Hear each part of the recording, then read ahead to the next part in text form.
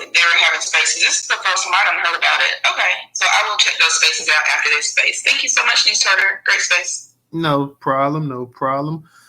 Shout out to my people coming up in the space here on X. Shout out to my people that'll be coming in over there on YouTube. We just went live, guys. We just went live. So for all my people that come on YouTube, guys, make sure you go ahead, subscribe to the channel, like, leave a comment, and also share. Same for my people over here on the X space as well, too, guys. Definitely go ahead and share out tonight's program and what's going on with. I see, like I said, we got Ray up in here, and we got Talent DJ. What's up, DJ? Can you hear me? Yeah.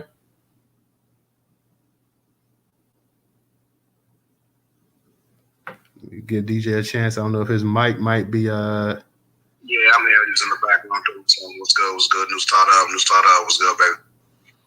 Chilling. I'm glad to have you guys up in here tonight. It's hadn't had a space since was that Sunday night. We had that special Sunday night space as well, too, guys. So definitely, if you missed that, go back and listen to it. It was a pretty heavy space. We had we was talking about who Diddy and the situation going on with him as well, too. Plus, I forgot the other topics, and that's how my mind's gone.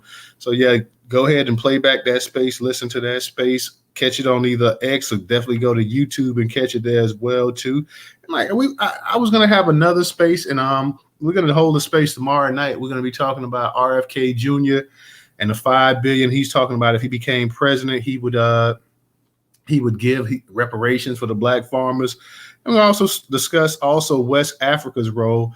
Is it time for West Africa to also be included in this reparation claim as well, too? Is it time for West Africa to also, pony up some cash as well, too? So we're going to be discussing that tomorrow night. I had an interesting article that came on the actual website. So tonight and tomorrow we might be doing getting our reparation space on, and I'm going to say tentatively we got that space scheduled for tomorrow unless something pops up.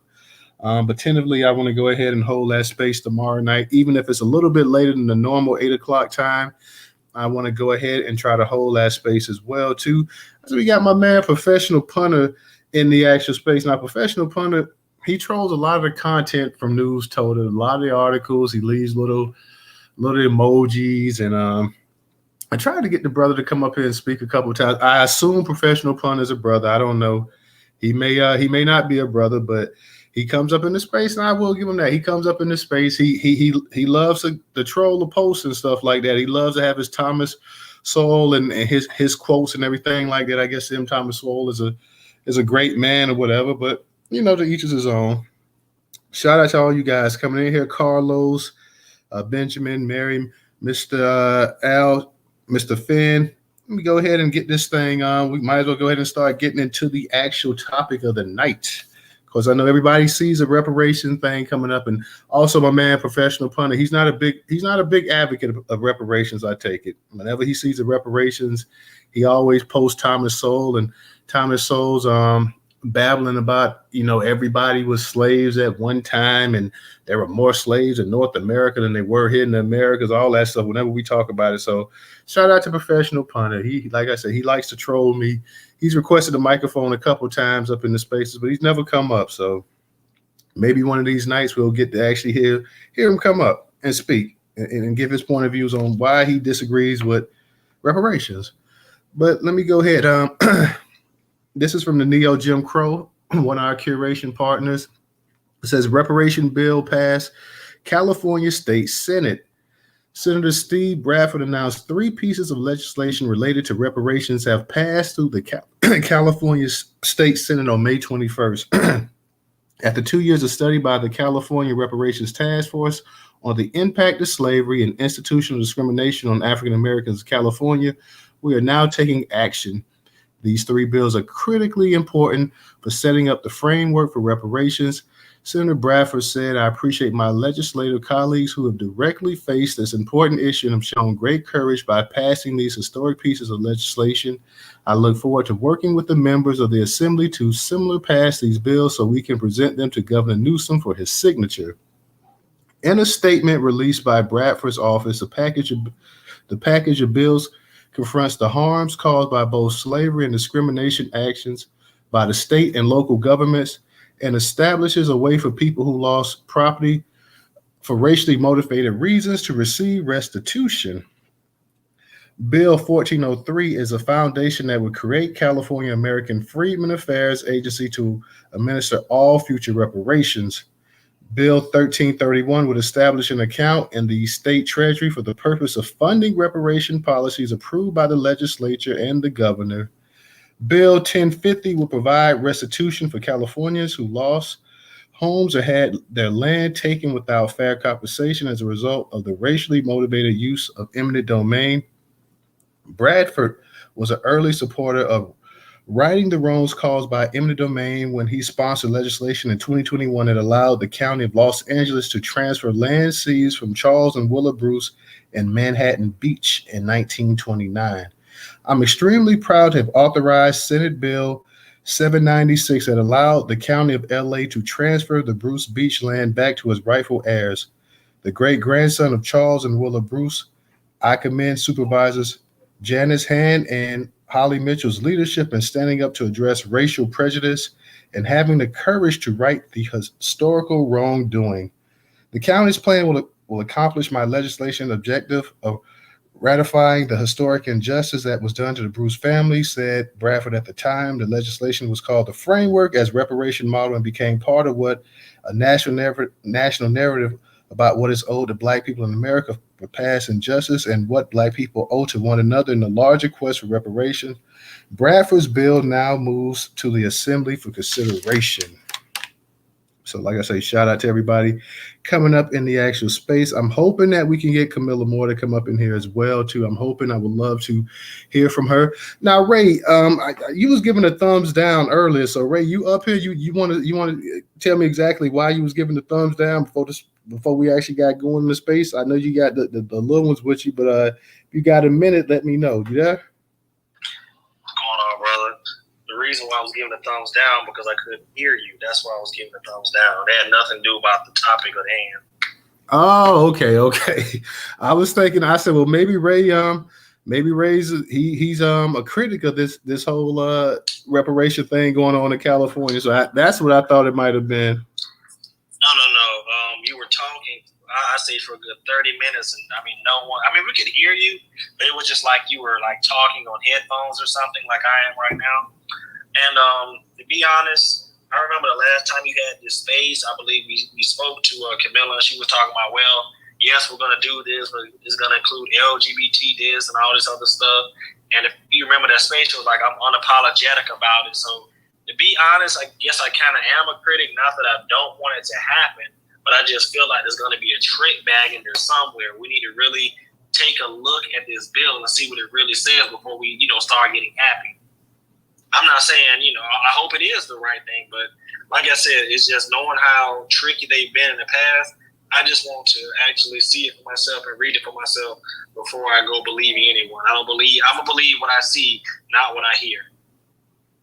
That's real talk, Ray. Hey, and another thing that got me in one of the bills, the 1050, where it says will provide restitution for Californians who lost their homes or had their land taken without fair compensation as a result of racially motivated use of eminent domain. That's one bill I kind of, I think that's a good bill, but the fact that it was entered into the actual reparations bill, not that I have an issue with, that property that Black people lost, them getting it back, especially a lot of times they say fair compensation. Well, a lot of times they got peanuts for it if they got anything at all.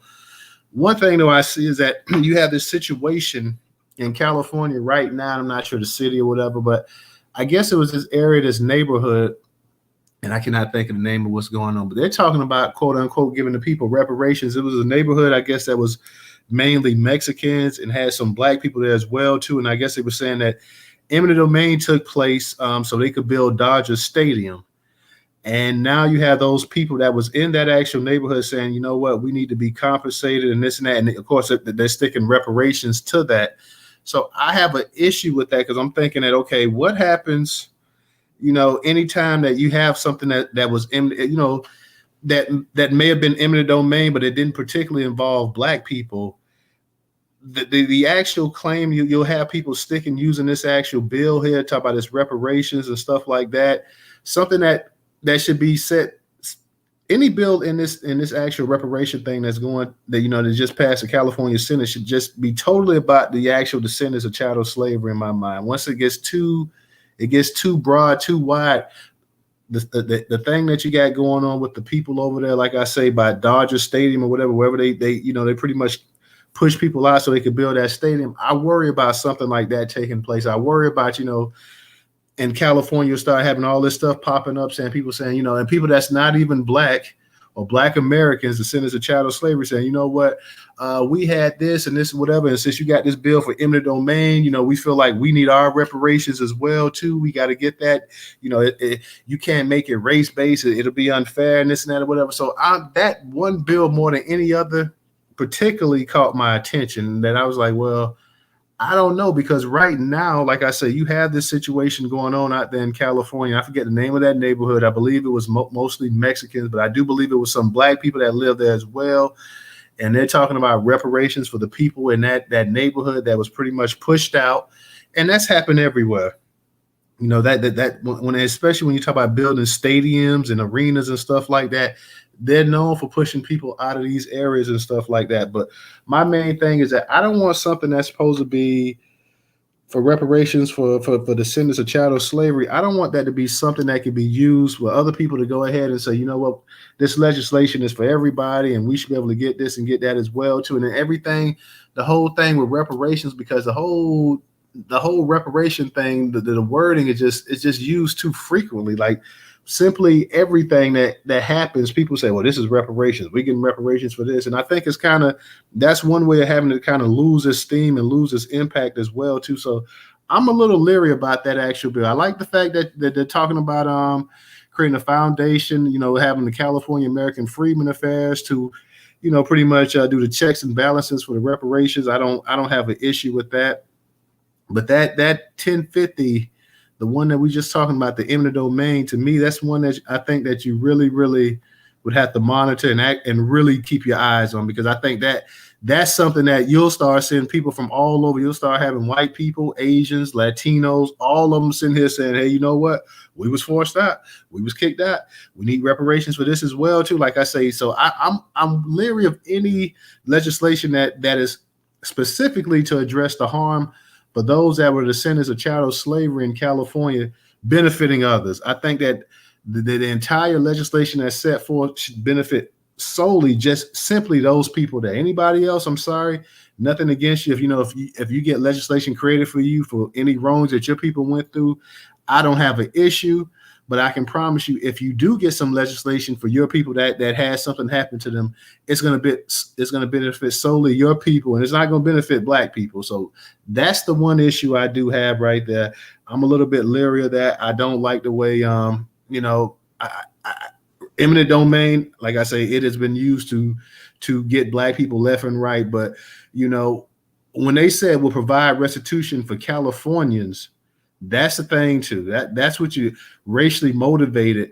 Those are some, those terms are pretty broad there. When you talk about Californians, that appeals to anybody that's a citizen over there in California. Racially, I mean, so like I say, you're kind of opening up Pandora's box with that one bill, that 1050 to me.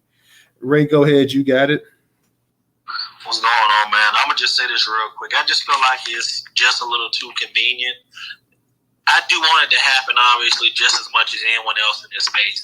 But we already know what's going to happen on November 5th, 2024. We're going to get ready to have the elections. And like always, they seem like they want to make false promises just for us to get them into the position of power, for them to turn their back on us. And then 4 years later, it's just honestly rinse and repeat. I don't want another situation of that happening, but it feels like, it's just very convenient for the timing. Well, yeah, I mean, that's the whole point. Not everything. Now you're starting to see them actually just really starting to rep up everything and rear up everything.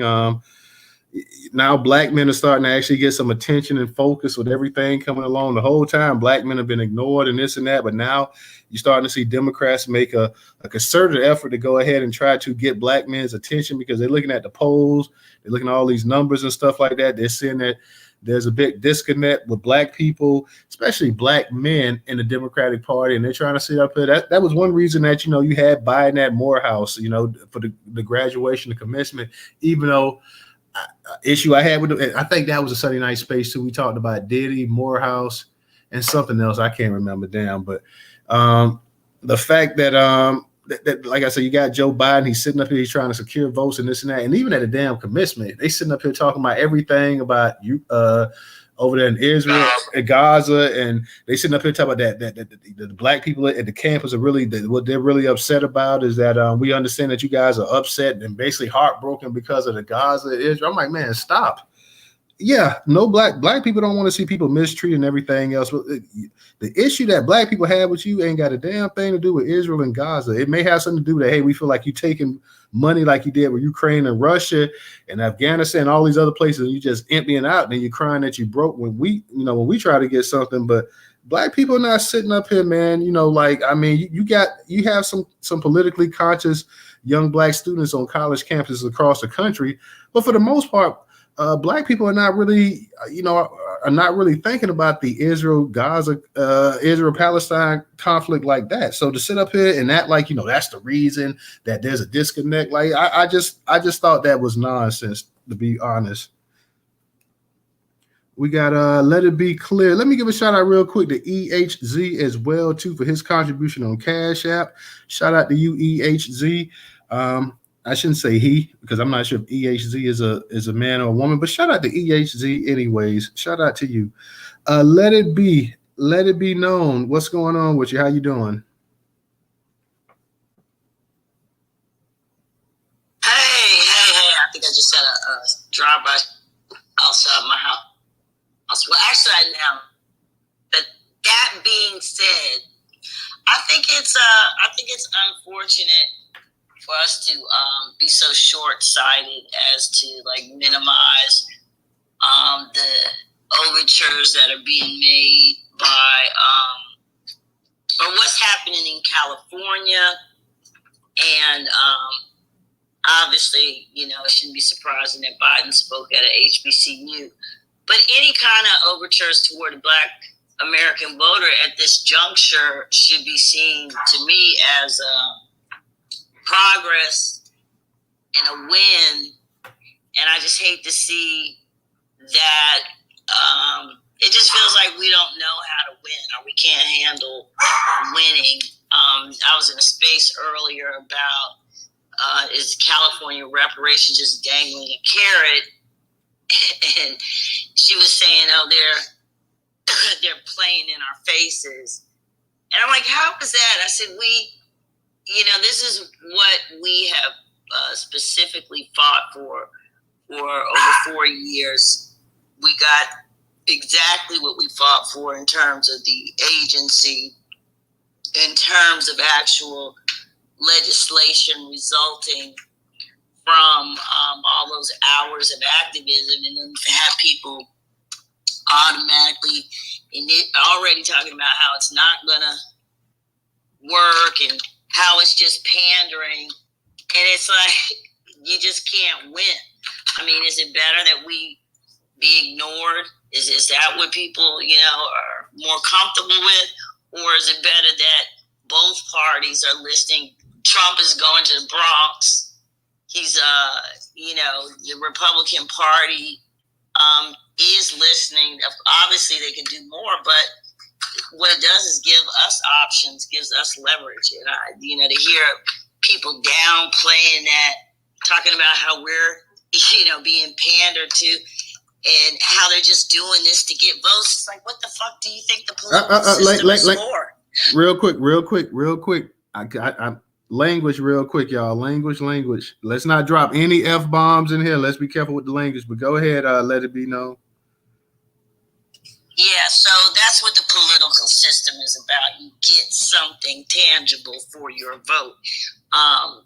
And it seems like a lot of times the most disappointment or frustration I hear from people who are generally watching is that it's just not happening quick enough for them. They want, an announcement of direct cash payments in California right this minute. and not understanding how important it is to have the agency, and that, you know, eminent domain, and I'll end on this, that mention of Latinos, from what I saw, is they were mentioned in an article because they were in fact removed from some property. And if they are, so be it. I think it's unfortunate that most of these articles are written in such an ambiguous way. They're not necessarily accurate. The Latino population is not included in that eminent domain bill, but loss of property through eminent domain is if you have a claim, you have a claim. We shouldn't feel threatened by that. And I think there was one other word. Oh, you said Californians. I mean, I don't know if we should be parsing words that finely, just to assume because every sentence doesn't say descendants that, that they're talking about including others. All right, thank you. Well, I'm gonna say this right here because I've seen too many times over the years when you have legislation that is set for Black people, then you start using other terms, people of color, minorities, undeserved communities, and this and that. The actual, just from what I saw, the actual thing said, it was talking about Californians who lost their home. So that would be anybody that lives in California that's an actual resident. And it did say also racially motivated use of eminent domain as well too. So I think that you have to go ahead and you have to realistically look at as a possibility as well. Now, I don't have an issue. Like I said, the only bill that I did have an issue was that one right there about eminent domain. So I will be keeping a close eye on that because time and time again, we can just look at the civil rights movement, something that was meant for Black people, and we saw how it became something that every group that was every group that had a wrong against them, so to speak, pretty much benefited off of that. So I just want to make sure that the actual reparation bill for the people out there in California is going to go to the people that it was actually meant to go to, which would be the actual descendants of chattel slavery. And I just say it's just something that we need to keep an eye on, because that bill, if it does pass the assembly and everything else like that, it goes into law. Who's to say that one day that, like I say, and even with the situation going out there in California with the over there by the Dodger Stadium, where people and like I said, I don't have an issue with people, be it Black or Hispanic or whoever, you were wrong and the people took your land and pretty much kicked you out and gave you peanuts, which we know time and time again has happened to Black people all over this country. I just feel like that, hey, anything in this bill, everything in this bill, not anything, but everything in this bill should be to the benefit of those who are the descendants of chattel slavery in California. That's my main thing. That it shouldn't, nothing in this bill should be taken and said, and people could come back down the road and say, you know what? Well, the bill said this and that, but it was a loophole, and we could go ahead and we can get around it this way. No, that bill is solely for the descendants of chattel slavery. So I don't want it to come back down the road and bite people. And then next thing, like I said before, you got Latinos, you got Asians, you got other groups that's benefiting from something, once again, that was meant for Black people, and it's benefiting everybody. So that's my issue. And I can pretty much, everybody's different, but I'm going to stand on it. I'm going to have an issue with that if it benefits other people down the road. Can I just end with this and say, read, when you see articles written like that, look at the author and see who wrote it, because I think that the headlines and the stories are purposefully ambiguous, and maybe that's a good thing because it doesn't get the public riled up in the wrong way. But the stuff that I've seen do not match up with what is actually in the legislation. So I would encourage people to actually read the legislation and then understand that people have agendas when they write articles. All right. Thank you. Like I said, we got Miss Camilla. Miss Camilla, whenever you get a chance, I know you may be busy, but if you get a chance to speak tonight, we'd definitely love to hear what you got to say. And, if you can break it down or whatever as well, or just give us your personal opinion on it, that would be greatly appreciated as well, too. I'm going to get to Ricky, and then I'm going to get to that Negro. Ricky, go ahead and unmute your mic. How you doing? Hey, peace, Newstoter. Peace to the room. So, Peace. now, as far as these bills, if there are specific cash payments for Black Americans, that's good. But reparations, as people said from the start, is a national issue. The state can't pay the $20 trillion, and most Black people don't live in California, but it's nice to have a local initiative. All of these bills that we've seen have been unserious. They've been DNC shill bills. This is meant to fool Black people leading up to the next 2024 election, and the Democrats can throw it in our face and say that they did reparations. As has just been discussed, I have not read the bills. It's not even specific to Black Americans. So what are we even talking about here? And they're talking all of the usual stuff. We'll give this, we'll give that consideration. They're not saying cash and they're not saying specific.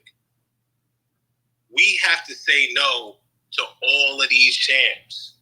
We got to be on code all across the country, and it has to be specific to all Black Americans, specifically in every state. I do not like what I'm seeing from California. 3 bills. They're going to say, look at what we did. We put forth 3 bills. Look forward to hearing anything positive about the bills. But I'm in New York right now. We're doing a sham bill. Same thing. Even I spoke to our brother, Charles Barron. He's a good dude. A lot of the people seem serious. But they got Al Sharpton with them. They have DNC shills involved. And thank you for the mic. All right. Thank you, Ricky. Let me go ahead. I see we got Wani. Wani, what's up? Long time no see. I see Wani down there in the listener section, so shout out to her. Shout out Dana. You get a chance to come up here too. Shout out to Shannon, James, Woke, Simply, For Sale, Space G. Shout out to all y'all up in the space. Appreciate it. Definitely go ahead and retweet it out. Shout out to my man 400 just popped up in here as well too. Shout out to my man That Negro. That Negro, what's going on with you tonight? Yes, sir. Can you hear me? Yes, sir. All right, brother Newstoter, brother DJ. Salute to both y'all. Thank you for what you do. Always keeping us on our toes and informed. We appreciate y'all. Peace, power, and Negro reparations, specifically for the Black American Negro freedmen who built this country with slave labor for the land's promise in Special Field Orders number 15, January 16th, 1865. The way that the brother worded that right before me was dead spot on. That's exactly what's going on, y'all, and I have the solution. I'll explain it right now. Yes, anything state, like the brother said, anything state is, you might as well, I'm fighting Washington State is trying to start one right now. I'm in cahoots with the governor's assistant here, and I'm fighting back by my damn self right here in Washington. So I agree 100%. I got a meeting coming up with the governor and the senator here in my local district. I don't know when they're pushing me off, and they really don't like what I got to say because I'm saying it with a full chest from a Black American Negro freedman standpoint, period. It's either us or nothing, in my opinion. So I had an appointment with a lawyer yesterday. I tagged, emailed pretty much everyone in here that I have their emails, and I tagged them in the notes from that meeting that we had yesterday. I was talking about starting a 501c4, a 501c3, and then have a PAC going off the side of that to pretty much emulate what the Jewish community has done with APAC, but have a BANF PAC specifically for us. That's going to take bylaws. I believe the bylaws should stay. Number 1 and 2 should be, if you're not us, don't come here. And if you speak against us, you are immediately expelled from this organization, period. like that should be bylaw number 1, bylaw number 2, so that people can't come in here and grift like they have with what I believe truly was started with Martin Luther King and Malcolm X. I believe it was with a good heart for our people. But these bastards got in there. Oh, excuse me. My bad, Newstoter. These jerks got in there and really, took it to a different level. So if you would like to get the forward of the notes that my political law institute comrade out in Colorado send me, please send me your email. I don't know how to share it, a PDF through these, Twitter realms. I ain't tech savvy at all, but I really do have real information, and I seriously have the way to combat these arms that are coming at us in every way. We can't find that foothold, and I believe that's because we don't have the right platform to stand on, and we have the equation right here. All we need to start, and I believe we should start in Chicago or somewhere where our people are really moving, implement that first chapter right there in that state and help Mark and Sister P. Ray and all them just clean house out there first. And then we can open other chapters once people see we're real and dead set on getting repair for our people. There's no stopping us. So that's just my information. Again, please send me your, inbox, your email so I can forward you the actual message so you can read it yourself. But we need to build something that's created by and for us specifically. So that is what I got today. I've been running and gunning, but I appreciate the space, y'all. Thank you for letting me speak. And let's get her done. I see it starting to come together. Let's keep it up, y'all. I appreciate you. All right. Thank you, that Negro. Thank you. Anybody else that wants to come up here and speak, feel free to come on up here. We'll go ahead and we'll get you in here. Definitely want to hear what everybody has to say. Like I said, I know there's been a number of spaces talking about this. I made this space up yesterday when I was actually at a school field trip down there at SeaWorld. So just made it back late last night. So shout out to the youth out there doing their thing as well too. So we got Miss Camilla Moore up here. I want to see Miss Camilla. Are you able to speak right now, or do we need to come back to you if possible?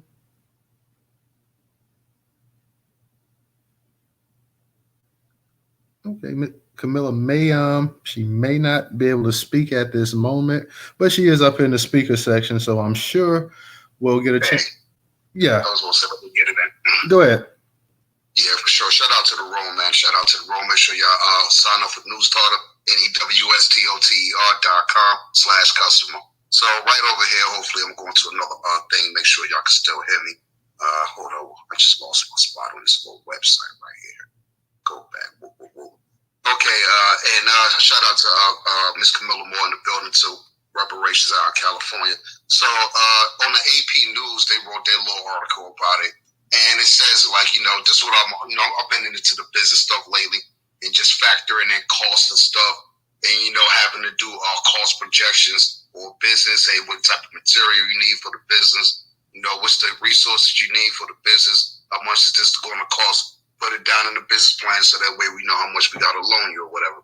So what it says right here, it could cost the state up to $1 million annually to run the agency, and this is for the Freedmen's Bureau. According to an estimate by the Senate Appropriations Committee, the committee didn't release the cost estimates for implementing the eminent domain and reparations fund bills, but the group says it could cost the state hundreds of thousands of dollars to investigate claims by families who say that their land was taken because of racially discriminatory motives. So my thing is, what is the agency? I would like to ask Ms. Camilla Moore how much she think this agency is really going to cost to run every year. And so far they're saying it's up to $1 million annually. It seems like a lot of money to run an agency that that is strictly state based and it's for one specific thing. That seemed like a lot of money, but I could be wrong though with the way inflation is nowadays. And obviously, we did a a piece on Dr. Solidarity where he was saying, hey, we shouldn't look towards state reparations. We have to go get the federal first, and if worst case scenario, we come back to the states. But obviously, there's the federal is just the main goal, but it seems like it's this mountain that you got to climb up there to get. So I guess individually we got to chip away at the states just to get the federal to even budge, to even think about reparations. Obviously, we got the wrong people in office too. Democrats don't care. Joe Biden don't care. Kamala Harris don't care. Trump, I ain't saying go vote for him, but he did have that platinum plan. Unfortunately, it got a lot of minority language in there. And obviously the money ain't enough either, because we see America just writing $1 trillion checks all day, every day. Another $95 billion to Israel, Ukraine, voted on in the Senate. You know what I mean? And everybody is okay with that, but the people on the ground aren't. You know what I'm saying? Excuse me, the folks that are in politics are okay with that. What the hell happened to the sound?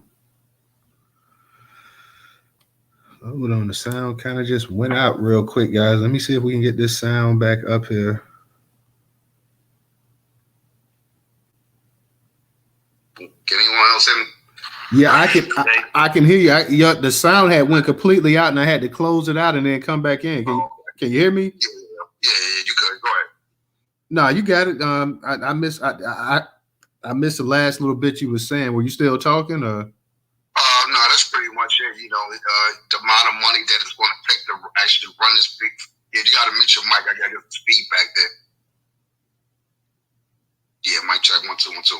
So, I was just more inquiring about the business side of it. The Freedmen's Bureau, and obviously the other thing too. Rest in peace to Donald Payne Jr. out here in Newark, New Jersey. So, I always spoke to him, and he always said that the only way we're really going to truly get reparations is through HR 40, but that's just the study itself.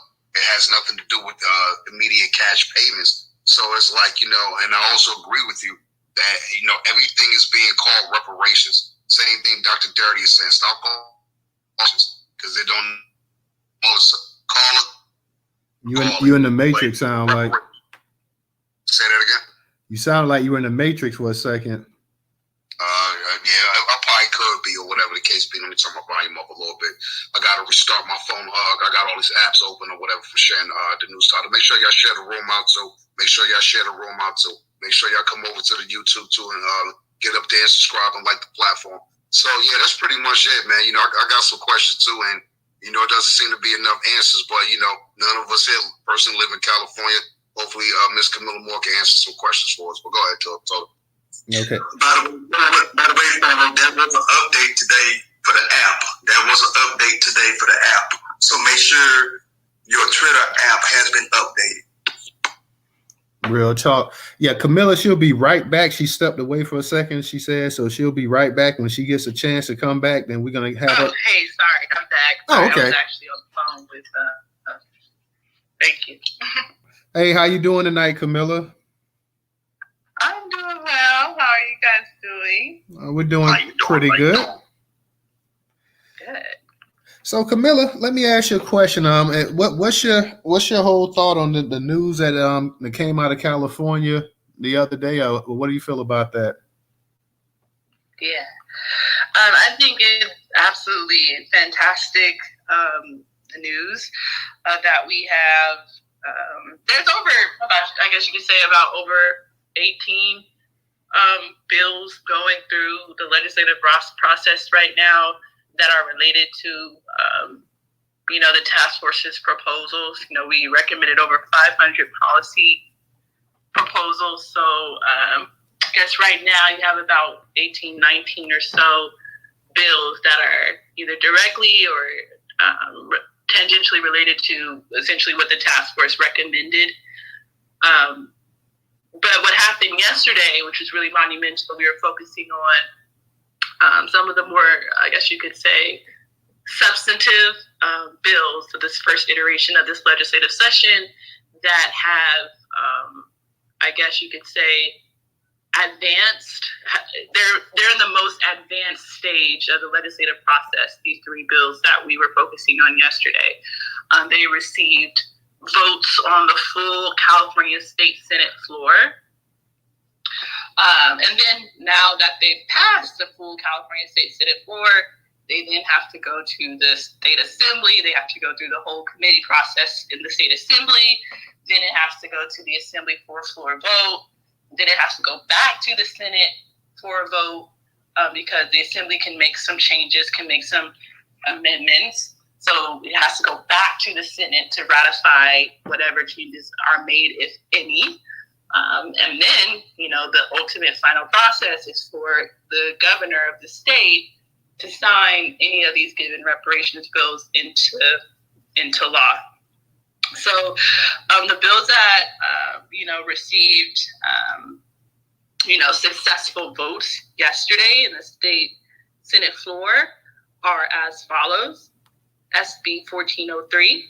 That is one of the foundational pieces of legislation that would essentially create a new state agency, particularly for and only for descendants of American slaves. And that agency would also administer any and all future reparations legislation that is passed in the state of California in perpetuity. That office, as it stands, if you read the legislation, it'll have a general secretary, it'll have a genealogy office, and that would be a place where people can, confirm their eligibility. Let's say you already have your paperwork, you've done the work, you're your family's historian, or your family's genealogist, right? Again, this is just me hypothesizing because we won't know until it's more crystallized. But that genealogy office could, it could look like you bring that paperwork. They, the genealogist will be comprised of descendants of American slaves who are expert genealogists. They would be verifying that lineage for you. Or if you haven't done that work for one reason or another, these expert genealogists in that office would do that work for you free of charge, right? Would do free genealogical services for you, paid for on behalf of the state of California. And then that office would also have a legal counsel. So as it stands, you read the legislation of that bill, again, that new state agency, think of it as kind of the Bureau of Indian Affairs, but it would be a bureau just for descendants of American slaves, with a secretary position, a legal counsel position, and a genealogy office for now. That's just the foundational aspects of the bill as it stands. And then the next, so that bill passed, I think 30-7, which is really great because you just need 21 senators to agree to any given legislation, and we got 30 of them to vote in favor of it. Only 7 people voted against it. I believe they were all Republicans, but it's really neither here nor there. So the next bill that passed the state Senate yesterday was SB 1050, and that would provide restitution for descendants of slaves who lost homes or had their land taken without fair compensation as a result of racially motivated use of eminent domain. So a practical example of that is just what happened a couple of years ago in California. You have the descendants of Willa and Anna Bruce, 2 Black Americans who owned a beach town in Manhattan, a beach resort in Manhattan Beach. The Los Angeles County worked with a law firm to use genealogy, genetic genealogy, so a DNA test, but then also paper genealogy, to track down the direct descendants of Willa and Anna Bruce so that they could convey the land back to their direct descendants. And then what ended up happening was the direct descendants of Willa and Anna Bruce, they ended up saying that they wanted cash instead. It's a long story, very complicated in terms of how that happened. But essentially, SB 1050, it would allow for a similar process for families who are similarly situated as the Bruces, right? Descendants of enslaved folks who can show that they had their land taken away at one point or another in California's history via racially motivated eminent domain. It would allow for you to either get that land back or for you to get compensation fair market value compensation. Now, real quick, Camilla, that would be only for descendants of chattel slavery. Well, the way that it's written, it could be. I guess that bill, the way that it's written, I think it could be for other folks who can prove racial motivation. See, that's they can prove that. That's my problem with that one right racially there. Motivated. Yeah. But eminent domain is on the books. Anyone today can, even one of us, can walk in to a courthouse and sue. Hold on, we'll get right back to you, but I just wanted to just ask Camilla that, because that's when before you got into space, that's the one I was talking about, that I had an issue with it because it was so broad, and when it was saying racially motivated in California, is that's the one that I had an issue with. My thing is that all of the bills on here, and I'm gonna let you get back, Camilla. I'm sorry for interrupting you, but I just wanted to say this, that all of the bills to me should be, definitely for just people, the descendants of chattel slavery. I don't want anything too broad where other people can go ahead and find a way to go ahead and pigeonhole themselves in there. So not to cut you off, I'm sorry, but go ahead, Camilla. No, thank you. No, that's a fair point, and it's a concern that I also share. The lawyer in me, just to kind of push back though, when kind of reading the bill, even though, parts of it say, it's for people, Californians broadly, who can show that they got land taken away via racially motivated eminent domain. The way that the bill is written though, it says that, this function has to go through the Freedmen Affairs Agency. So it has to be tied to the Freedmen Affairs Agency bill, SB 1403. So if I was kind of litigating this, I would say SB 1050, even though the parts of the language, it seems like it's more broad-based, given that in the same bill, it ties itself to SB 1403, saying that whatever happens via 1050 has to go through this Freedmen Affairs Agency. And we know that the Freedmen Affairs Agency is nearly tailored to descendants of slaves, then that means 1050 also has to be nearly tailored to descendants of slaves as well in practice. So that's kind of the argument that I would make. However, at the top of the call, I did say that there are some amendments that can happen on the assembly side. So maybe that is something that can be amended on the assembly side to kind of tailor that language even more narrowly to address that concern. And so then the other bill that passed is SB 1331, and that would establish an account in the state treasury for the purpose of funding reparations policies approved by the legislature and the governor. I will say there were two other bills that Bradford had introduced. One would have given descendants of slaves specifically, I guess you could say, money to either purchase their first home, or if they already have their home, to pay down their mortgage or home owner's insurance. That was one bill. Then there was another bill that would have provided or given descendants of slaves property tax relief. So the idea of you didn't have to pay taxes on your property. Those bills actually were killed last week in the Senate Appropriations Committee in the process, the suspense file committee. So that's kind of where bills go, where they have to. That might have I guess you could say that might implicate budgetary concerns for the state. So, these bills go through the suspense file committee process, and that's where they decide, whether the bill should survive or if they should die in the suspense file committee process.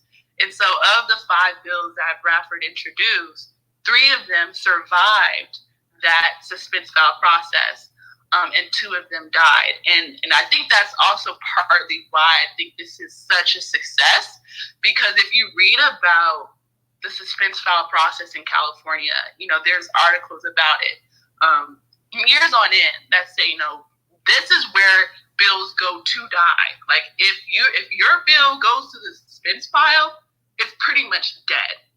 However, of the five bills that went to the suspense file, 3 of them survived, and 3 major bills survived, right? The bill to create a new state agency just for us, on par with the Bureau of Indian Affairs, that survived. That's amazing. That's a miracle. Yes. The bill that would create a new state fund just for us, descendants of slaves, that's a miracle. That's survived the suspense file. And then also the bill SB 1050 that would allow for families who have their land taken away to either get their land back or for you to get the fair market value of that land, which in California is going to be probably millions of dollars. That's great news. And so I also wanted to I guess enlighten folks about these three bills in that context as well. All right, thank you, Miss Camilla. I'm gonna get to you. Let it be known. We got a new speaker up. I'm gonna get to Wani in 1 second. Let me give a shout out real quick to Trenton Makes for his contribution on Cash App. Before I give it to Wani, I want to ask you this one question, Camilla, because it just popped in my mind. Let's say everything passes, and you know, after it goes back and forth and this and that, ratified, it passes, whatever. If it doesn't get ratified, let's just say in a perfect world, everything passes. When we set up this, when they set up the 1403, the bill 1403, when it sets up the California American Freedmen Agency, let me ask you a question. Will the people that's going to be employed, that's going to oversee and run the actual, the California American Freedmen Bureau, agency, whatever you want to call it, will these people actually be descendants of American freedmen? Will they actually be, you know, actual descendants of chattel slavery? Yeah, that is a great question, and that's definitely the plan. Again, you know, we grassroots organizers and you know, myself, you know, this idea of an agency obviously came from, you know, my involvement while I was on the task force. It's modeled after as I said earlier, in a sense, the Bureau of Indian Affairs. And I hate to be self-centered. I'm not trying to be self-centered, but in law school, I say this all the time in spaces.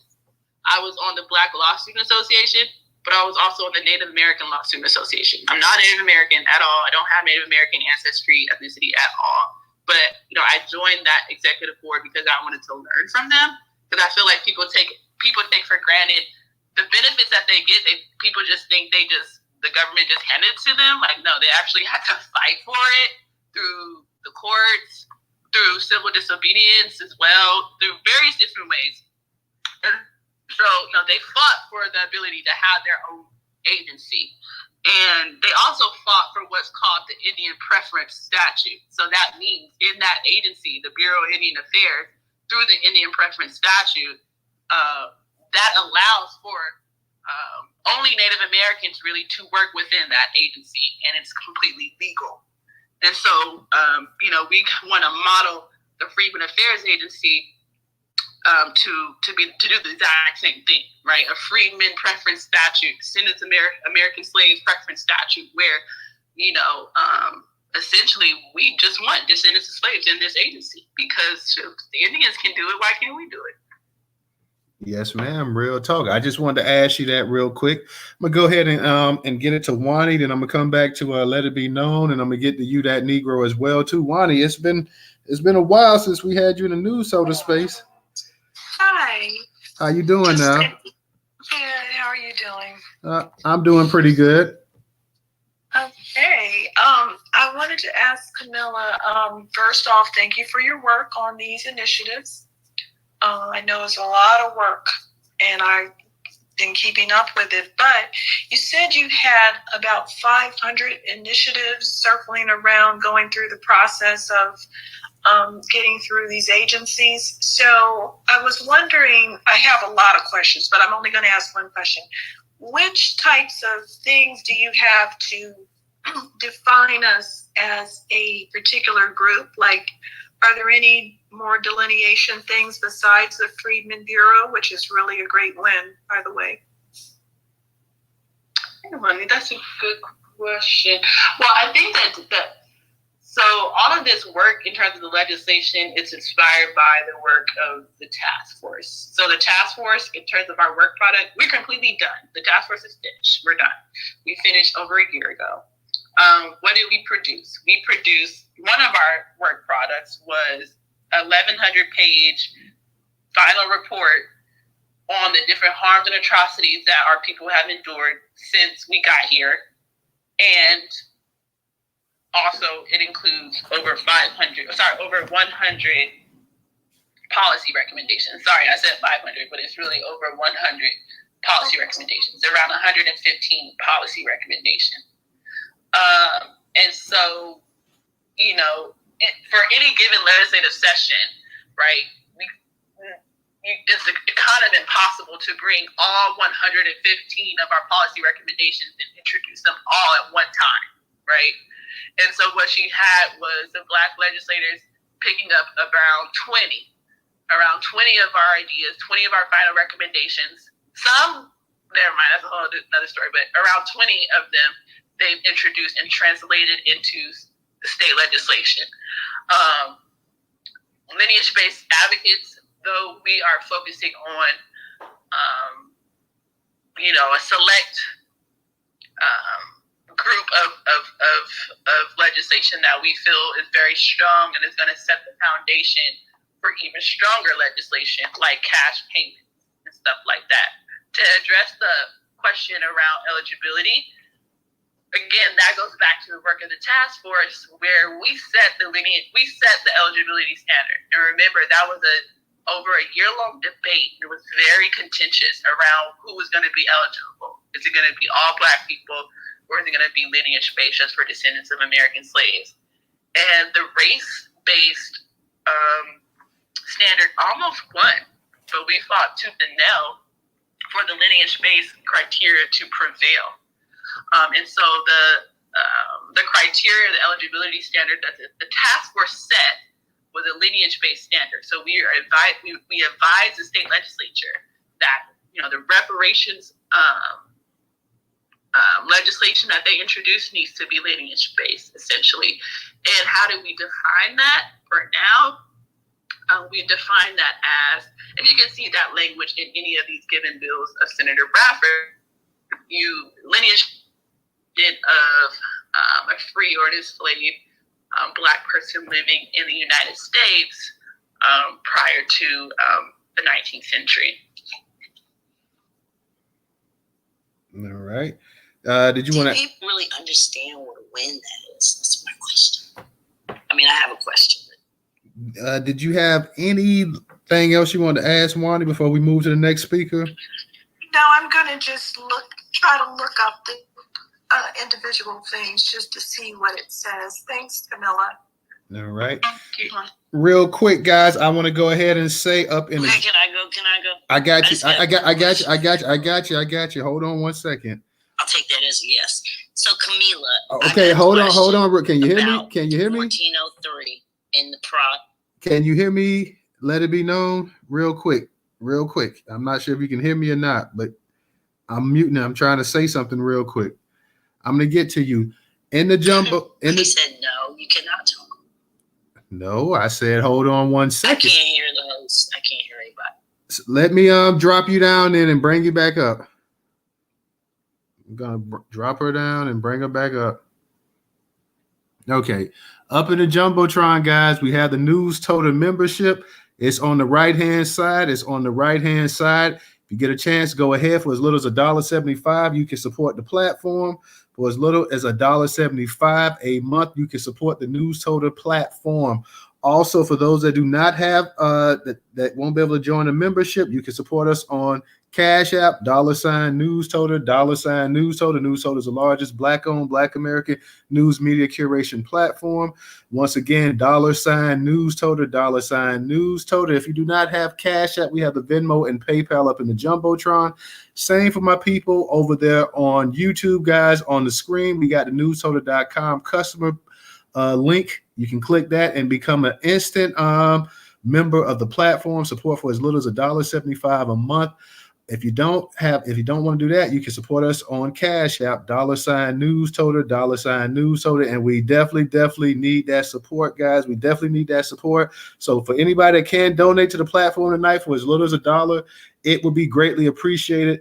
We're definitely looking to go ahead and try to expand the platform, get it much larger, get it bigger, be able to reach a larger base. And to do that, we definitely need donations and funds. You guys can go to the website every day and check out all the content because we can't tweet it all on Twitter. So definitely go to newstoter.com to stay up to date on breaking Black news. Matter of fact, tonight's topic, the actual article, comes off the newstoter.com platform.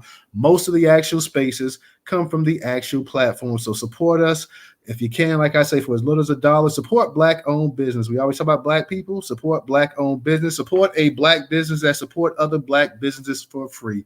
Let me go ahead and get it to Let It Be Known. Let It Be Known. Is this Don? Don, is this another account? Is this you, Don? Yes, sir. I Okay. should squirrel alone. I can't keep an account. Okay. Well, go ahead, Don. You got it. Okay.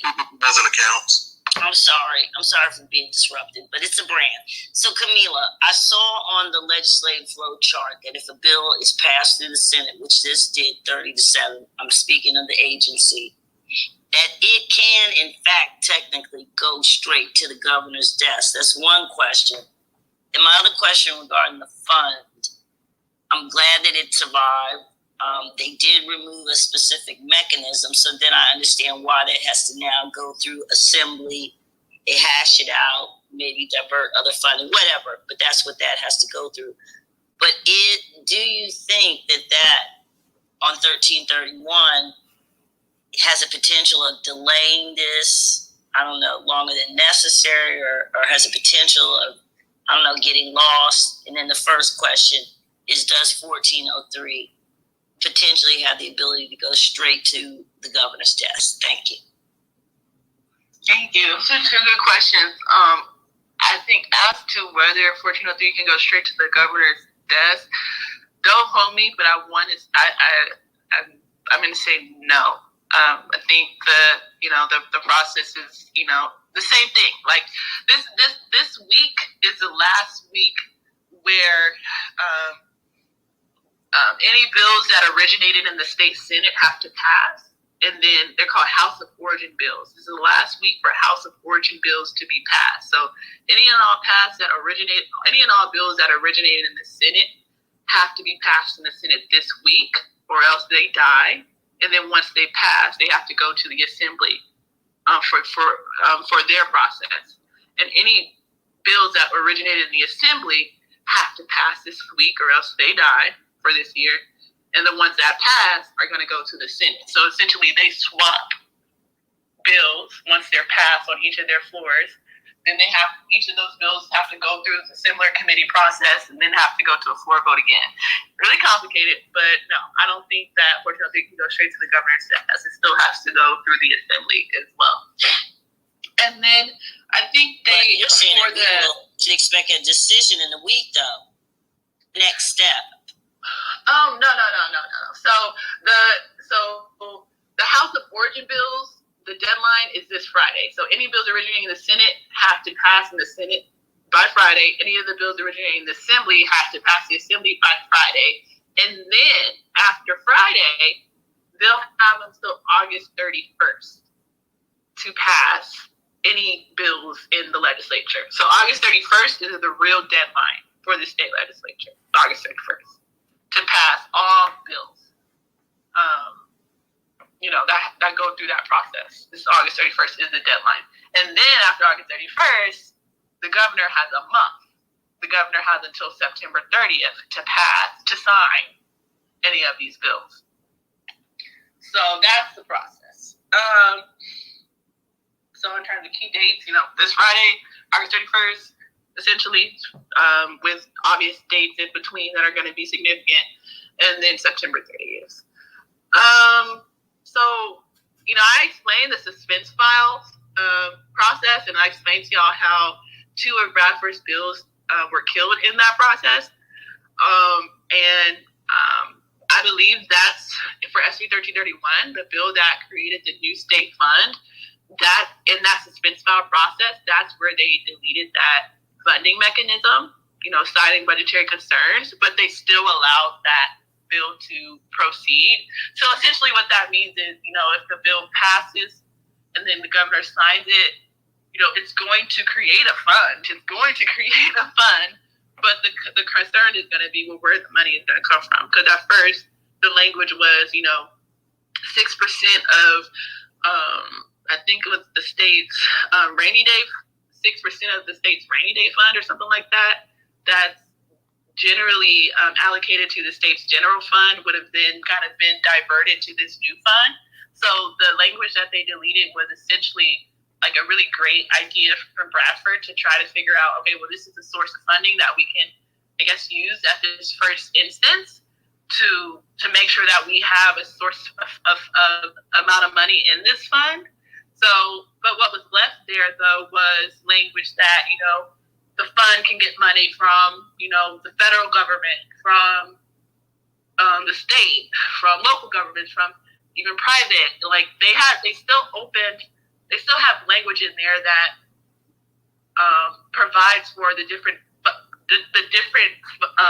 funding sources, but they took out specific language as to like a specific funding source. And they obviously did that because, they're citing budgetary concerns. California is, in a budget crisis, essentially. And so, I'm still thinking personally, contemplating what that really means and what can be done. But obviously, we want this bill to pass. We want there to be a new state reparations fund. And, as grassroots organizers, we'll figure it out. We'll figure out how and where we're going to get the money. We're not dismayed by that at all. All right. Thank you, Camilla. Thank you. Let it be known, Don. Let me go ahead and get to that Negro, and I'm going to get to you again, Ricky. That Negro, go ahead and unmute your mic. All right. Really appreciate the second chance to get on this mic. Okay, Mrs. Camilla, we appreciate you, but I would not be me if I did not push back with a damn bulldozer. What I have to say, I don't know if you were able to listen to my submission that went right before yours. I believe, and an attorney of mine, an attorney friend, very good. We had a meeting yesterday that we should not use anything that was created by a Jewish man, which the Freedmen's Bureau was. Not to say anything against our freedmen people. Obviously, I changed my spiel. I am wide open to that history and our culture and our people that died fighting for our freedom or anything like that. Freedmen is definitely a part of us. But that organization is burnt. And that goes right back to what I had just said. We need to create a Black American Negro Freedmen specific and only organization to fight for us like AIPAC fights for the Jewish community. We need a BAMF PAC to fight for our people, where the Freedmen's Bureau has already dropped the ball far too many times for us to even try to get slapped in the face again. So I'm not speaking against our freedmen people, which I do recognize and appreciate, but that damn organization has to get the hell out of the way, just like the NAACP, the urban leagues, and everything else that is telling us African American or shut up. So I'll give it right there. Like I said, we're working on creating an organization. We are looking for a chair and vice chair of full lineage, our people on both sides, to chair and vice chair this organization. I got $5,000 on it to start it. It's probably going to be about 30 to really make it AIPAC quality. But I know with our Negro brilliance, we can do this shit, y'all. But do not jump back in that burning car. I yield. All right. Thank you, that Negro. Try not to curse, but I feel your enthusiasm. Let me, I don't know, Camilla, did you want to respond to that, or you want me to go to the next speaker? I'll just say I hear him, and thank you for his contribution. Only thing I will kind of add is it's not to push back necessarily what he's saying. But we do understand the history of the Freedmen's Bureau, even the Freedmen's Bank, and how those institutions were essentially compromised and destroyed, not by our own people, like you said, but frankly, white folks who were a part of those institutions. And that's why it's important for us to know our history, but also learn and to improve upon our history. And so that's why in this state agency that pays homage to the Freedmen's Bureau in name and in specificity to who is supposed to be for descendants of American slaves, that's why we're improving on the path by saying that we need to have something like an Indian preference statute, something that makes sure that everyone that is running that facility and is a part of that facility is one of us, is a descendant of American slaves. That wasn't the case back then, right? You had all white board of directors in the Freedmen's Bank that pretty much stole everything from the Freedmen's Bank. Then you have Frederick Douglass, who tried to save the bank and became president of the Freedmen's Bank, but it was a little too late because the white board of directors stole everything, and there was nothing that he could do, Frederick Douglass could do at that point. But imagine, for instance, if, Frederick Douglass was able to be a part of that institution at the very outset and hire other descendants of slaves to protect our bank and our assets, the history would be probably fundamentally different. And so that's all I'm saying is that I hear him, I agree with him in terms of, the agency. Well, I don't know if that's the point he was making, but my point is this new state agency, there needs to be something akin to the Indian preference statute that allows for descendants of slaves to run and control the institution. All right. Thank you, Camilla. Thank you, that Negro as well. Let me give a shout out to Thias too for his contribution on Cash App. Let me go ahead and get back to Ricky. Anybody else in the listener section? Yeah, you got it, Ricky. Yeah, I can hear you. Hey, I forgot, and I'm sorry about interrupting, but I just want to make sure that YouTube, that $5 recurring, that's getting to y'all now, right? Yes, sir. Okay. Just making sure. Sorry. All righty. Appreciate that. All right. That's another member on the platform, that Negro as well too. So shout out to that Negro. But go ahead, Ricky. You got it. I have a question for our sister Camilla. Has the California Democrat Party been involved with any of this legislation? And when I hear some of the points in the legislation, it sounds kind of all lives matter. I'm hearing about eminent domain. Isn't eminent domain apply to anybody who had their land taken through eminent domain? So that would pretty much apply to everybody. And Gavin Newsom himself has said that he opposes cash payments. So how do you get around that, sister? To answer the last question, it's not about what Gavin Newsom thinks. It's about, essentially what we bring to him and the force behind it. So, if, for instance, a state legislator introduced a cash payments bill, and obviously the community would have been behind him, Gavin Newsom would have signed that bill. He wouldn't have any choice. It's just that no legislator picked up on the task force's recommendation to introduce a direct cash payments bill. The task force, we recommended that, right? We said the state owes descendants of slaves over $800 billion collectively due to the state's own actions and omissions in terms of discrimination. It was just, state legislators, they didn't, at this point, just didn't have the chutzpah to introduce the direct cash payments bill this year. But it did have Bradford, who was on the task force and is also a legislator, introducing some other major substantive bills. Again, one that would create a new state fund for reparations for descendants of slaves. That does not exist anywhere in any other state. Locally, regionally, statewide, doesn't even exist federally. So that's going to be a major win when it passes. And then again, a state agency just for us. That doesn't exist anywhere locally, regionally, statewide, and federally, right? Freedmen's Bureau was dismantled after the broken promise of Reconstruction in 1877. So, we haven't seen a state agency just for us since then. So once that passes, oh yeah, that's going to be great too. I forgot the first part of your question. I asked about Democrat influence. Are there Democrats involved with this legislation, and are they influencing the people on the within the California reparations movement? Because as we've seen in other states, there's been no cash payment.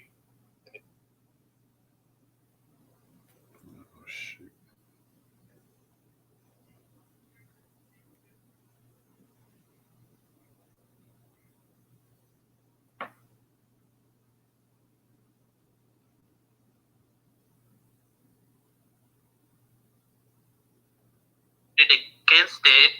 The Republicans voted against it. They're not in favor of reparations at all. Definitely not cash payments. So I don't understand the import of that question. Because my concern is that all of these local initiatives are being used as a sham to prop up the Democrat Party. You see how Biden's in trouble?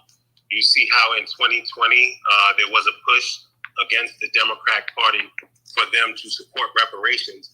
And now you have all of these reparations initiatives. We have the thing in New York. I'm in New York and all over the country. And I'm hearing what we did. We tried to do reparations. And that's my concern, that these initiatives are not going to amount to any cash payments or any benefit to Black people.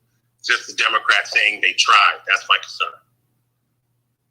No, I understand your concern, but I don't think that's happening in California, not by a long shot. Again, the bills, the bills that Bradford introduced, this is reparations, and it's setting up the foundation for cash payments. So I understand your point, but I don't see this as kind of a talking point for Democrats to say they tried to do reparations. We are doing reparations in real time, grassroots organizers, and we're holding Democrats and Republicans accountable to execute reparations in our vision, right? Setting up the foundation for cash payments with this agency and with this fund. Well, thank you for your answer. All right. Thank you, Ricky. Let me go ahead and get it to co-host DJ, and then we got you, FBA Goddess and Professor. Yeah, let the family go ahead. Go ahead. I'm over here doing something. Okay, FBA Goddess, you got it. How you doing tonight? Hey, I'm fine.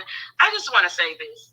It just seems like to me, and I mean, it's very evident that it's just a play to give whatever you can to the Black people so that, it can look like you're actually doing something. You're not giving cash payments. That's what we want. We want cash payments. What they're doing, that ain't shit. That ain't nothing. Language Goddess.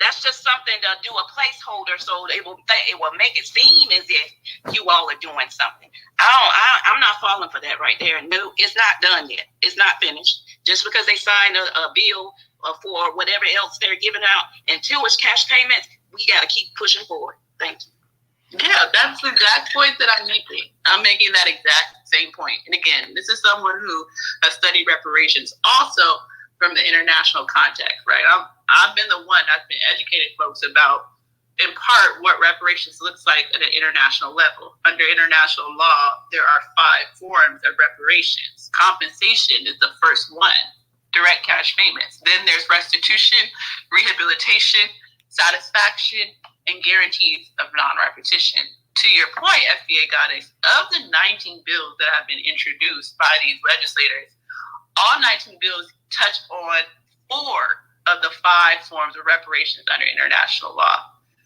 SB 1050, that would allow for families to get their land back or to get money, an alternative for the land.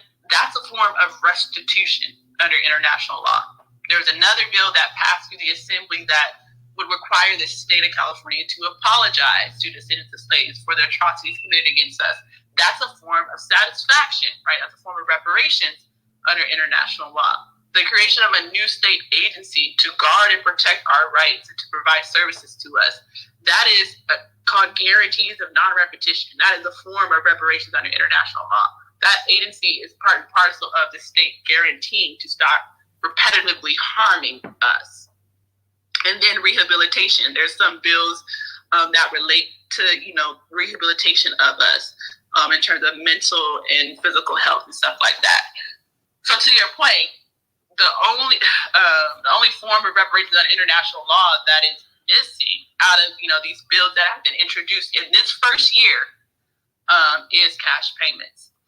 And so I agree with you, right? I was the one who sat on the economic advisory committee with Jovan Scott Lewis on the task force. We were the ones pushing the line and hiring these economists because we wanted this cash payments component of part of the conversation to be taken seriously, right? We're the ones who hired the economists who said, descendants of slaves, you all are owed about $1.1 billion on average, $800 billion collectively. We didn't pull those numbers out of our ass, excuse my language. We didn't pull those numbers out of the hat. That's real data.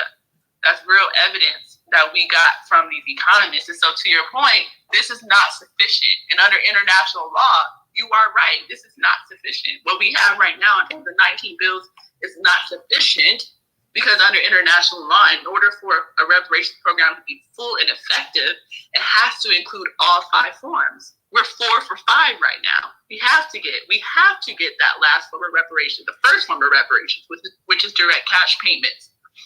My point, my thesis here today is because I don't understand where people are tripping.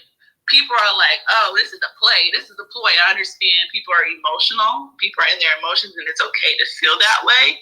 But this is a marathon. Right? This is not the end, right? We are setting ourselves up. We're providing ourselves with the foundation, with this agency and with this fund. And we are pushing in the next legislative session, which is literally a few months from now, for direct cash payments. If people are truly for direct cash payments, I hope you all are going to, go to CJEC Space, for instance, that they're hosting May 28th. Go to their website. If you are a part of an organization, they have a coalition called Californians Organizing for Reparations. So if you're an individual, you can join CJEC and volunteer to push for direct cash payments legislation in this next legislative session. Or if you have your own organization, you can join CJEC's coalition. There's over, I think, 20 organizations they're working with to push for strong lineage-based reparations legislation, including cash payments. I'm not Chris Lawson's spokesperson, but if you all have just been following the news, ever since the COBC has introduced their package, Chris Lawson has been extremely critical of the COBC. Has always said, every time he's quoted in articles, has always said, this is not enough. We need cash payments. And so I really hope that people are tuned into that and really will follow his lead in that sense and really just be involved and get engaged. This is the time to do it. The last thing I'll say on this point is the white man didn't free us from slavery. We freed ourselves. We made the institution of slavery so untenable that, either through slave rebellions, through, the black men that served in the Civil War that ultimately led to the Union winning the war, we freed ourselves. So don't let no white people tell you that they freed us. We freed ourselves. Just like we secured civil rights for ourselves and others, but that's a whole nother story for a whole nother day, right? We did that through bus boycotts, other boycotts, civil disobedience, through the courts. Just the other day was the 70-year anniversary of Brown v. Board. So we got civil rights for our damn selves. Why you wouldn't do that for us? And the same thing is going to have to happen for reparations. I've been saying that from the beginning. We freed ourselves from slavery. We got ourselves civil rights. We're going to have to give ourselves reparations. White man's not going to give it to us. We're going to have to organize, set our differences aside, and come together and push for reparations and argue what it should look like, which of course is direct cash payments, but it's also, having enduring institutions that we can depend upon even when we pass away, so that our children and our children's children, our children's children can be straight, period. Thank you. Thank you. I did want to say this, though. I know you were saying as far as if anyone have an organization or anything as far as when it comes to reparations. I live in the state of North Carolina, and I have been speaking about reparations in the city of Raleigh, which is the capital of North Carolina. So I do want to check in because they're being slow about it. So I want to push it forward. Thank you so much. All right. Thank you, FBA. Thank you, FBA Goddess and Camilla. Once again, guys, we got 120 some odd people in here. I know we can get some support on Cash App. Like I say, even if it's $1 that you can contribute to the platform, Newstoter is not just a Twitter space or a YouTube channel. We are an actual news outlet, Black owned. So we definitely need that support. If you got at least $1 that you could donate, $Newstoter, $Newstoter. We're trying to get more people to go ahead and subscribe to the platform. That's up in the Jumbotron on the right-hand side. You can do that for as little as $1.75 a month. You can support Black-owned business for as little as $1.75 a month. It's a reoccurring payment, but it's as little as $1.75 a month. You can support. Shout out to my man 400 for his contribution on Cash App, but we do need that support. Support has really been running low the past few months, and we need to try to go ahead and get an uptick of that as much as possible. We have definitely, our people have definitely forgotten the platform, and we're trying to go ahead and get that support back. Definitely for those that can, for those that can afford it. If you can't, we understand. But for those that can afford at least $1 contribution, it will be greatly appreciated and put to use for web hosting and other duties that come along with running the actual site as well too. So we definitely need that support. Like I say, support has been waning. That's why we're doing the membership. We're trying to get as many people as possible to sign up and support us monthly. We do not want to contribute. We do not want to support. We do not want to depend on solely Twitter, the little Twitter subscriptions and stuff like that as well, because if Twitter goes ahead and bans you, then you ain't getting jack. So that's why we try to do our own platform as well too. So we need that support. Black-owned businesses, people always talk about supporting Black-owned businesses, but when we try to get that support and we try to make it as cheap as affordable as possible, a lot of times our people don't hear you. So that I'm gonna be ringing that bell tonight because, like I said, support has been waning, and we have spaces sometimes with over 1,000 people, and you may get 2-3 people to donate. So we're definitely trying to get more people to donate, and we're not trying to break the bank. We understand everybody's pockets are hurting. That's why we always try to go for as low and cheap as possible. So for those that can support, I'm gonna say it again: $Newstoter, $Newstoter. If you don't have Cash App, the PayPal and Venmo is up in the Jumbotron. Same for my people over there on YouTube. You can go ahead right to the customer portal and click that link on the screen and become a member. It takes about a minute to create an account. So we definitely need that support, guys. We definitely need that support. Shout out to Fort Models as well, too, for their contribution on Cash App. Let me go ahead and get to Marcel. Marcel, how you doing tonight? I'm doing well. How are you? I'm doing pretty good. What's up now? Hey, I just wanted to speak, first of all, congratulations, Camilla, and to all the reparationists out there in California. I want to say to people, I guess my mindset is different. I don't have faith for none of these people. I'm talking about like these elected officials. So when I hear like FBA Gardens talk about it's not direct cash payments, honestly, I wasn't expecting it to be. And I'm not so disappointed it's not, because even though I feel that on all levels, the local level, the state level, the federal level, we are all owed actual cash, y'all know my standing. Reparations is ultimately going to be something that's done on the federal level with direct cash payments. That doesn't mean it should not be done on the state level. Doesn't mean it should not be done on the municipal level. But ultimately, we got to keep the ultimate goal in sight, and that's the federal level. But number two, FBA Guards, you brought this up already, so I'm glad. That's just where I was about to go.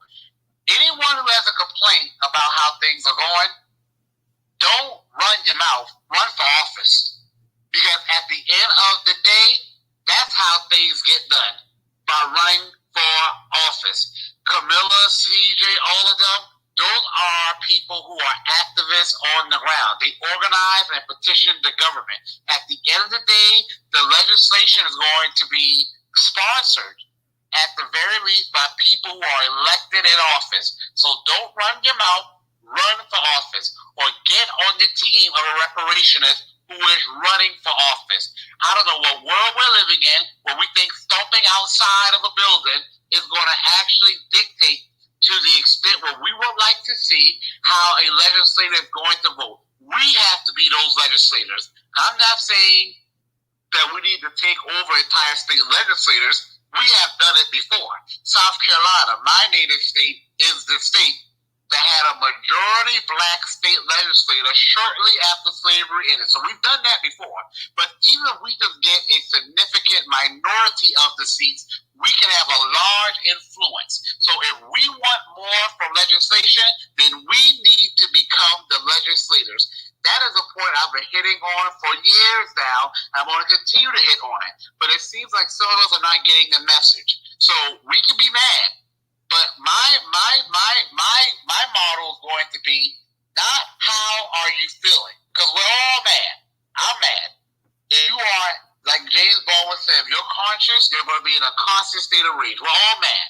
Not how are you feeling, it's going to be what are you building, because that's really ultimately how things are going to get done. And yes, we need to hold people in office accountable. But my thing is, by the time we organize to get policy promoted, to get it through the state legislature, to try to get these legislators to vote the way we want them to, we can organize and get our own legislators in office. So that's my thing right there. And the last thing, I'm very happy to see that it's a Freedmen's Affairs Agency. That's very big. We need our own agency. I don't understand how any of us can argue against that. Native American tribes have their own agencies. You know what they're able to get? Money. Some of them get so much money that every member of the tribe automatically gets the budget allocation. It goes to each member of that tribe directly. And some of them don't have to work at all. They get tax exempt status. They get their own institutions built because they have their own agencies. We need to have our own agency. So if one thing that's come out of this that I'm really happy to see is the Freedmen's Affairs Agency. And I land there. All right. Thank you, Marcel. Thank you. Let me give a shout out real quick to Jennifer, Trayvon, Michael, Andre, Michael, and Wendy for their contribution on Cash App. I got to read this comment real quick. L to the Boogie says, if Newstoter is going to do a give me money commercial every 5 minutes, I'm leaving. And I replied, bye. If you want to leave, nobody's holding you here. I ain't got you chained up and then got you tied down. See, I guess that's one thing about black people. I guess y'all. Yeah, I guess we don't understand how business is, because if this was a white man or you was sitting at home watching TV at home or whatever on a commercial, and every 10, 15 minutes a commercial comes by and they trying to sell you something, you wouldn't say a word about it. But a black person that puts out content for free, asking for a donation to help with email hosting, web hosting, and everything that comes with running an actual business, and you have an issue with that. Yet you sitting up here and we talk about we black and I'm proud and stuff like that. I ain't tell you to go out there and mortgage your house or sell your car or sell one of your kids. I say for those that can contribute as little as $1, support the platform for those that can. Now, if you got an issue with that, oh well. But I'm going to go ahead and I'm going to sit up here because I've been doing this for over 7 years. Okay. So I'm going to keep doing what I'm doing. And if you have an issue with that, like I say, nobody's holding you. Like as the old timers say, don't let the doorknob hit you or the good Lord split you. Let's go to our next speaker. Can I say something? Hey, before you anyone else get it in, just real quick, just to piggyback off of that and meet your mic real quick. Somebody got the echo. Yeah, you already know I talk this business stuff, so please don't come up here with that. We don't ask for money to have money come out of y'all pocket. You know what I'm saying? We are broke, family. You know what I'm saying? Why do you think we're having these reparation conversations? So again, the topic is if you can afford to donate. Thank you very much. It's much appreciated because NACIS is working very hard. Trust and believe me. Shout out to C-Jack. Shout out to Nas D. Shout out to the reparations specialist. I see you right there, FBA goddess, sister. Super Post Girl. That's your new name. You know what I'm saying? Yeah, we out here working. You know what I'm saying? Camilla Moore, I hear you, Ty, sister. It ain't over though. We got a lot more work to do. Not only that. Let me say this one thing. Not only that, but Newstoter has been around since 2017. For 5.5 years, I didn't make a damn dollar off the website. So don't sit up here and start talking about commercials and infomercials and everything else. And every time you turn around, you giving money to a white person or an Asian or Latino, but a black person with other black content, with other black news sites curating their actual news for free, and you got an issue with that. So please, by all means, like I said, and this is for anybody else that might be in the space that's taking offense to it. If you're taking offense to what I'm saying, by all means, haul ass. I mean that. And I'm not pulling any punches. You can go right now. Let me go ahead and let me give a shout out real quick to Nightfall and Marjorie for their contribution. See, when people do donate, and while we got the platform going on, I want to give them a shout out. Big ups. Okay. Can I say one thing to Marcel's point? I just want to say thank you, Marcel, and you're absolutely right, obviously, on both of your points. And I just wanted to say one quick thing to illustrate your first point around, yes, we do need to fight to get our own legislators. For instance, while I was on the task force, I ran for office. I ran for the state senate. And at the time, people thought I was absolutely crazy because, obviously that was my first time running for any type of elected office. And I did it while I was on the task force. But why did I do it? I did it because I knew that no other legislator in the state senate or the state assembly was going to be bold enough to introduce direct cash payments bills. And I knew that I had that sense, I had that intuition the first year of the task force. And that was the calculus for why I put my name in the race to be state senator.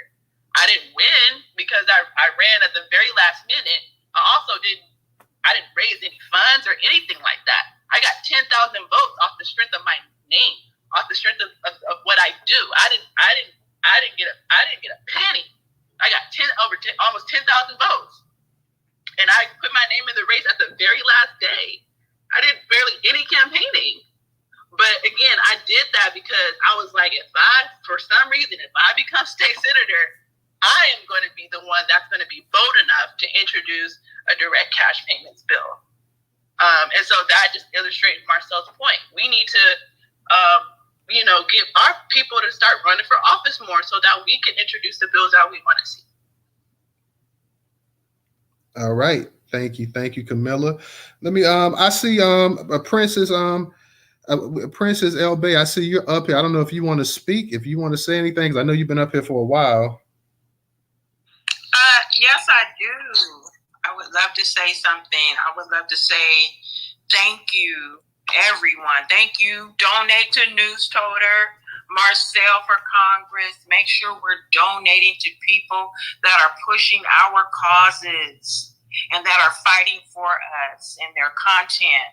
Roses and accolades to Camilla Moore. I love you. You know I love you, sister. What you have been doing for us and standing on our business has been truly amazing, and you deserve all the roses and support. Run again. I ran for office too this time. But I didn't make it. But I'm gonna run again. So thank you, Camilla, for holding us down. I want to point out that I recognize that each bill represented important, vital components of a reparations, like you spoke of, the five components of a reparation package. And I did want to say that on, maybe a week ago, was it, that Reggie Jones Sawyer, his assembly bill, AB 3089, to act on formally apologize to Black Californians for his role in instituting slave laws, that passed 62-0. So to me, that's encouraging, and I hope everybody will pay attention to that. And then one last thing, I don't want to be long-winded, you guys, but I want to say we have to organize And while we're organizing, we have to educate at the same time. Please make sure we are super focused on these bills and answering all action requests to voice our opinions. Right now, you can call your representatives and ask them, will they support reparative reparations? Email them, because they then will email you back, and so you then will know exactly how they feel about that issue. Go to their website and contact your representatives and email them so you can give their actual what they feel about it in writing. So let's educate ourselves. I remember when we were organizing for affordable health care, and we heard naysayers all throughout the entire process. And I, being a single mom with no health insurance for me or my son, I fought for that bill to become law.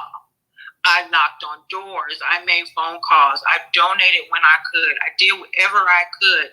So when we won, I knew I had laid it out on the line, and I'm just saying, I'm encouraging everybody, lay it all out on the line for what you want.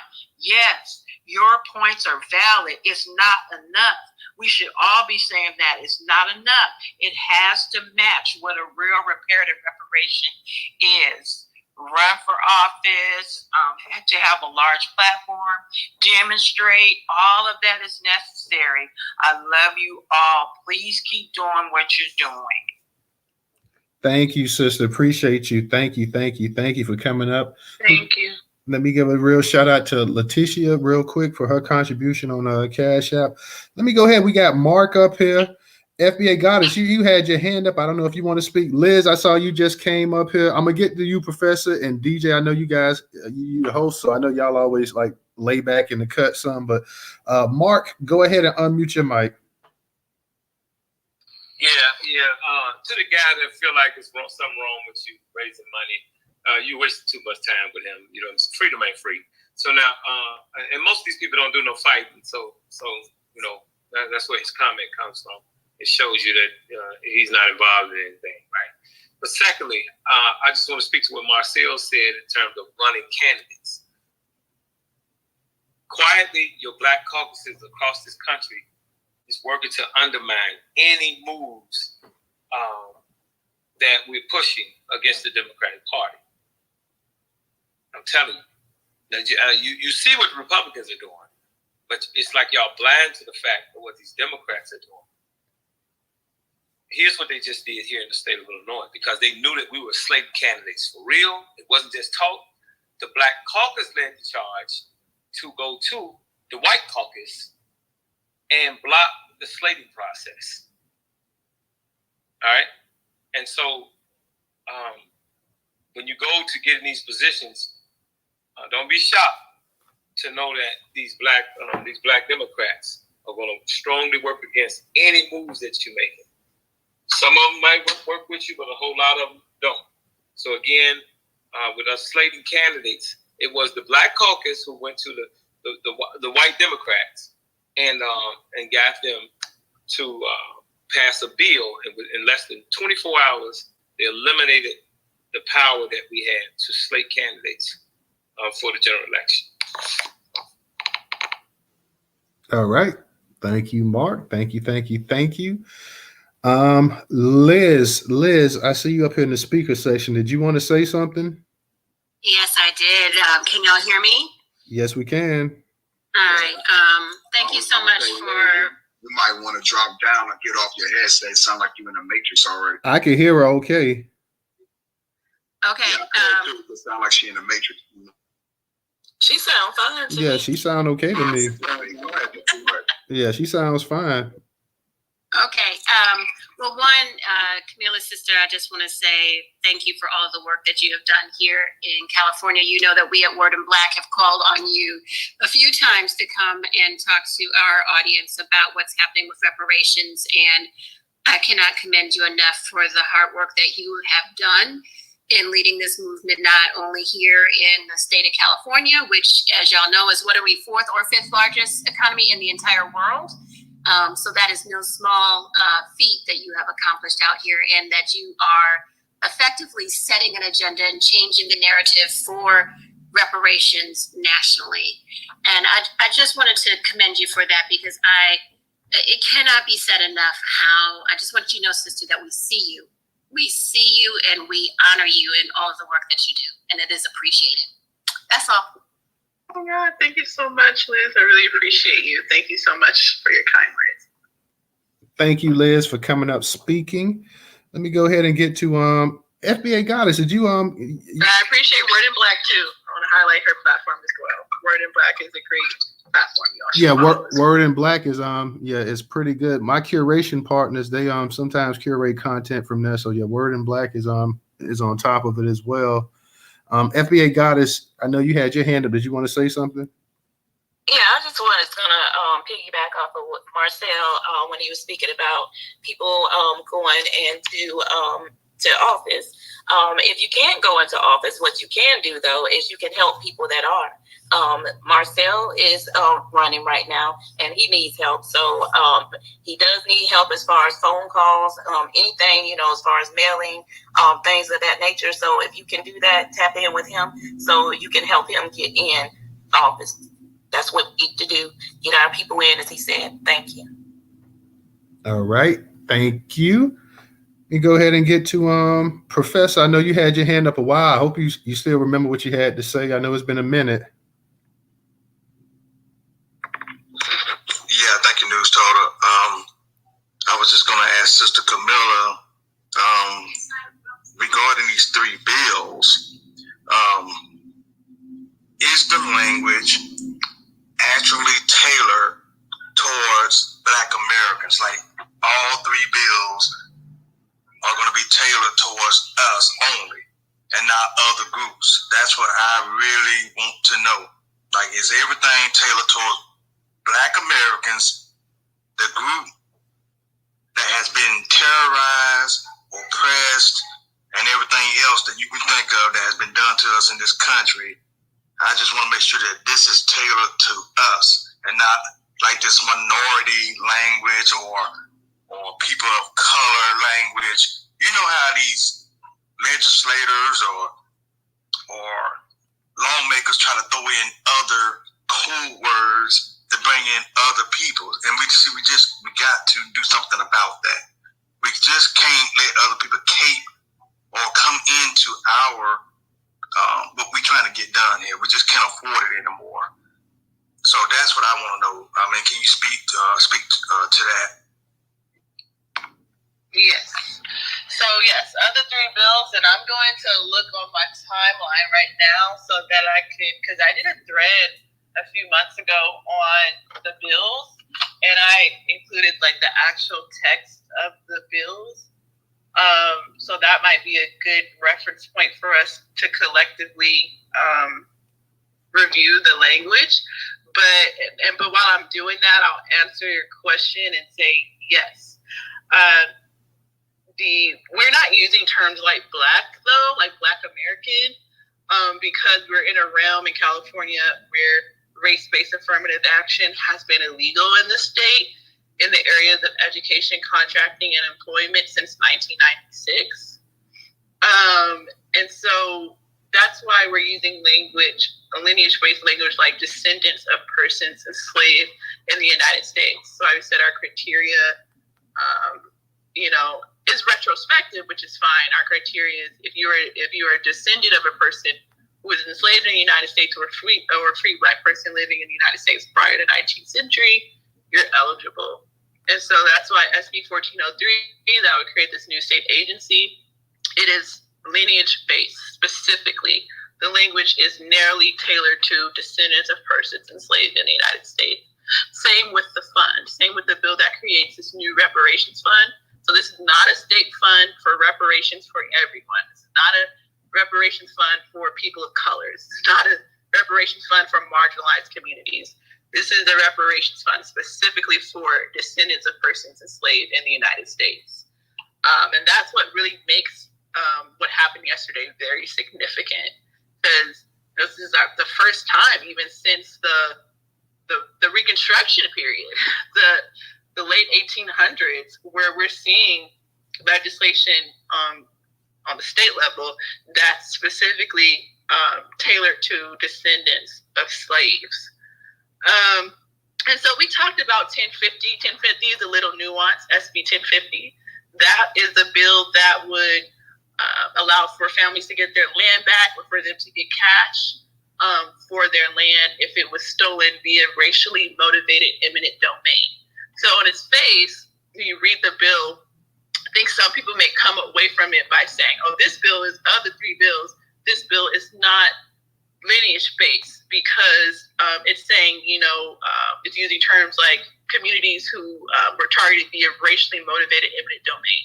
But when you continue to study the bill and you analyze it on the whole, and you read the bill and how it reads, it says, this bill, right, these families, they have to, be set up through the Freedmen's Agency. And if you read the Freedmen's Agency bill, you see that that's nearly tailored to us. Again, so grassroots organizers are working with legislators to, crystallize SB 1050 so that people understand, or that it's clear when it's passed, that bill also is just for descendants of enslaved people in the United States. So just to kind of recap of these three bills that passed the state Senate yesterday, you have SB 1331 that creates this new state agency. That creates a new fund that's not for people of color. That's just for descendants of American slaves, right? So that is completely lineage-based. The agency, the Freedmen Affairs Agency, that's not an agency for people of color, marginalized groups. That's just an agency for descendants of slaves. And then SB 1050, that would give, land back or money in exchange. I'm arguing that that's also lineage-based when you read the bill in its entirety, because there is a specific sentence and language in there that, one, provides eligibility criteria, which is lineage-based. Then there's also a sentence that says, this bill, whoever benefits from this bill has to go through the Freedmen Affairs Agency. The Freedmen Affairs Agency is not going to take anyone who doesn't fit the eligibility criteria. You know what I'm saying? So, but that's so yes, my answer is yes. They're all narrowly tailored to descendants of slaves. And that is what makes what happened yesterday so significant. All right. Let me go ahead real quick. I see we got we got Cash up here. Let me get the Cash and then we'll get the DJ and I see Ricky up here too. Cash, how you doing tonight? Yeah, peace, bro. I'm Black in America. Hey, thank you for having this space. Hey, just for the sake of the room, I wanted to read just very quickly, bro, what it says for two of these bills specifically. As far as who would be eligible for it.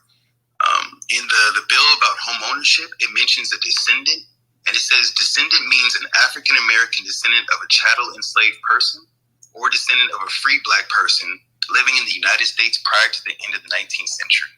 So shout out to the California Reparations Task Force that had Senator Bradford lined up for this. I know that in these conversations, people are getting a bit confused because there's over 14 bills and more coming that were suggested by the California Legislative Black Caucus, but some of them are talking about ending solitary confinement or giving Black Americans access to STEM field education.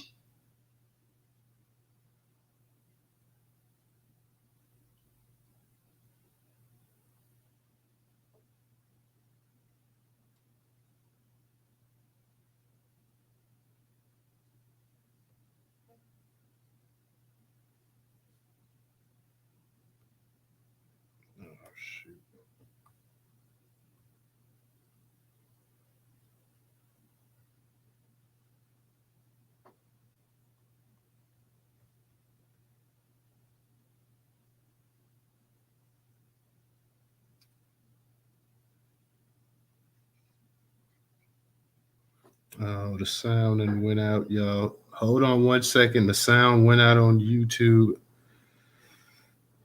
Let me see if we can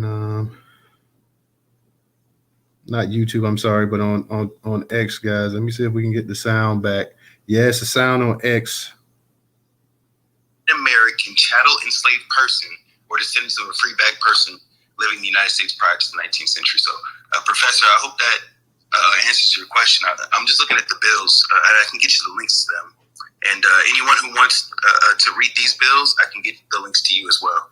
Thank y'all for having this space again. And peace and reparation. Hey, real quick, Cash, because I got a phone call during the space and it knocked my sound out. So I missed. Could you just recap, maybe give me about just a short version of what you said, like the last minute, because I missed that part because the got a phone call and the sound went out. Yeah, I think a lot of people have been mentioning that there's 14 bills in total that were suggested under the mantle of reparations by the California Legislative Black Caucus. But I mentioned that Bradford's bills, specifically the ones that this room is organized for, are lineage specific. And I read the specific definition from multiple different bills. But I'll just read once more. Descendant means an African American, because a lot of people are trying to jump on. It just says descendants of enslaved persons. Descendants of enslaved persons. So listen to how many times you hear African American and Black throughout this. It says descendant means an African American descendant of a chattel enslaved person, or descendant of a free Black person living in the United States prior to the end of the 19th century. So yes, they're on delineation. That's because of the task force. So thank y'all for lining up Senator Bradford, and shout out to him for getting these bills through Assembly and Senate. And Governor Newsom better be on his P's and Q's. Thank you. All right, thank you, Cash. Let me go ahead and get to Ricky Wani. I see you had your hand up too, Wani. So I'm gonna get back to you if you still want to speak again. All right. Just to add, I really like what Cash was saying. Gives me some confidence in the specificity for Black ADOS, Californians specifically. Love to hear that. So when we talk about these politicians, Karen Bass spoke to ADOS and completely abandoned Black American people as mayor of Los Angeles. Jamal Bowman, he got me up in Lincoln Park in New Rochelle. He said he was going to back reparations. He completely abandoned any real progress, any real policy until recently when he comes with a reparations bill. That's a problem. Eric, anti-Black people, Black America, have policies that are against us. And once we get these people in office, we got to hold them accountable. And as far as the Black agenda and reparations, there is the Black agenda and then there is reparations. While reparations is part of the Black agenda, there are other things that are part of the Black agenda that are not reparations. And I don't think we should jumble them all together. And I'll drop down. Great space. Well, before you drop down, are you a part of ADOS New York City? Officially? I am not. I'm just, rocked with them initially, but I'm not a part of the official. Hey, Ricky, before you leave. I also heard, sorry, one last question. At the top of the call, you said you were good friends with Charles Barron. I know of him, but you do know not good friends. Or you said, okay, well, you do know he's against lineage-based reparations, right? What I said specifically, I was on a call with him. And then when I was saying what I was saying earlier, he's a respected brother, but he is down with the NARC and COBRA people, and they are not lineage-based. I just said he's a good brother, but that lineage... He is, definitely. That movement in New York, I oppose that the same way I'm not in support of what's going on in Cali either, because it is not national reparations, which is what we need. I'm always very upfront about that. That's very important. Reparations is $20 trillion. It is not little piecemeal initiatives. And any of these piecemeal initiatives will have people saying, well, we did reparations. You're already hearing it when you talk to the Democrats too. They're pointing to all of these things, but I love what y'all are doing. I'm going to drop down. Well, I mean, just want to make that distinction clear for the folks in the room. What California is doing, the lineage-based standard that we set and, the work that is being done because of it, this landmark, groundbreaking lineage-based reparations, that's not what's happening right now in New York. You're in a fortunate position where, there's some of us in this room that live in states that do not have any form of reparations commission. You are fortunate enough to live in a state that is about to start its own statewide reparations commission, state of New York. But it's already been co-opted completely by the Dems and Al Sharpton. If Al Sharpton's involved, it's not reparations. And my only point is, please don't conflate what California has done and is doing with whatever is the outcome for the New York reparations, because that would just be unfair to Secretary Shirley Weber, who laid the foundation for this lineage-based movement in California, for the task force members like myself, Vice Chair Amos Brown, and other folks who held the line for lineage-based reparations. That would be a disservice to Senator Stephen Bradford, who is bold in pushing state-based lineage-based reparations. That's going to set the foundation, hopefully, for other states who haven't created their commissions yet, but then also set the foundation for what federal repair should and could look like. So I just wanted to make that clear. You have a right to not support what California is doing, but don't conflate what we're doing with what New York is going to do or is going to fail to do. Don't you think it's based on what California is doing? Sorry, I didn't hear you. Don't you think that all of these initiatives are piggybacking off the other initiatives? It's the same people involved. No, it's not. That's what I'm trying to make clear to you. It is absolutely not the same people involved at all. People in California. No, I'm sorry. Go ahead, Ms. Moore. I just wanted to say something about what he said, but go ahead. No, that was it. I just wanted to make that clear. Not even for him, but for the people in the room. But these are completely two distinct, separate processes happening in California and New York. And I can go on and on. People know what's going on in New York. It's completely fundamentally different than what we're doing in California. So, it is what it is. All right. Thank you. Yeah, I think what you're talking about, bro, is Narcan and Cobra. So, it's not the same folks that's over in California. And I understand wholeheartedly. Narcan and Cobra tried to take over California's process, but the grassroots organizers, we didn't let that happen, right? They are taking over. Well, they are leading the process. Not taking over. They are leading the process in New York. Right. Whether that continues to be the case is up to the grassroots in New York City. That's why I asked him, is he a part of an organization? What work is he doing to change the narrative? Is he just going to give up? He has that right to do that as well. It's a national initiative. There's no point here in New York State. We are overrun with others who are not Black Americans, so there's no point.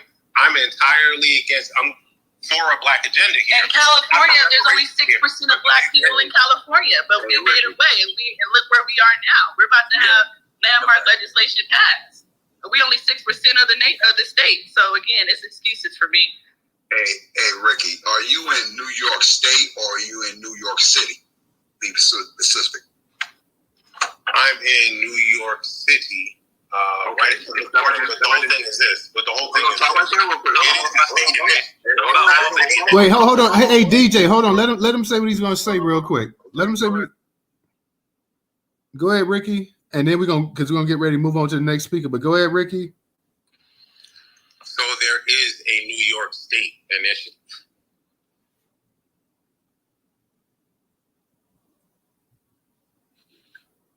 You landed? That's it? Yeah. So that's what I wanted to reply. No, that's why I'm asking you. Are you in the state or are you in the city? He lives in New York City, which is in the state of New York. Okay, y'all. Hold on a second, y'all. Because I'll be breaking this stuff down to folks that don't live in the tri-state. If you're in the city, that has nothing to do with the state. You know what I'm saying? New York City is just coming up with its own slang terminology. It ain't got nothing to do with statewide reparations with New Yorkers. It's a New York State initiative with Kathy Hochul and all these people. Right. That's there now. But you had other things that were going on the ground that you saw folks like Narcan and Cobra were involved in, and they were calling it reparations. Matter of fact, did anyone watch the National Reparations Convention on YouTube this weekend? So how bad it was, right? I had to leave off of it. You know what I'm saying? The cameraman there. You know what I'm saying? Who running the live feed over here? You know what I mean? Like that's what the New York movement is, and that's a problem. Right, but guess what? It's the same thing out here in Jersey. And if you don't do what Marcel coming up here to scream on you to do, run for office, I know that's what he's saying. I'm trying to get you up here, Marcel, but I don't know what's up the phone. But yeah, you got to either run for office or And if you're not going to run for office, you better be supporting the Marcells. Marcel, you might have to fix your phone. You heard my Jamal Bowman story earlier, right? You can get a brother, you still gonna get betrayed. Well, that's not necessarily true because Marcel has been verified by us here. So Jamal, I'm not bashing Marcel. I'm just looking at those who've been in office, and specifically about you gonna get these people in office. They will get. I said Karen Bass. Karen Bass met with ADOS. These people will stab you in your back. We got to think about something that is going to be more pinpoint and get them. And like I said, after they get elected, how do we pressure them after? I'm trying to pressure Jamal Bowman now. I'm working on it, but I don't got a lot of people on that with me. Okay, just real quick, and I'm going to just pass the mic because I don't want to be long-winded. Yeah, because I'm going to get Wani next, but go ahead. Yeah. Hey, Marcel, I don't know what's wrong with your phone, dog. We're trying to get you try to approve. So we've done 3 spaces on Jamal Bowman exclusively over here. So there you go. Check Newstoter backlog on YouTube. There you go. All right.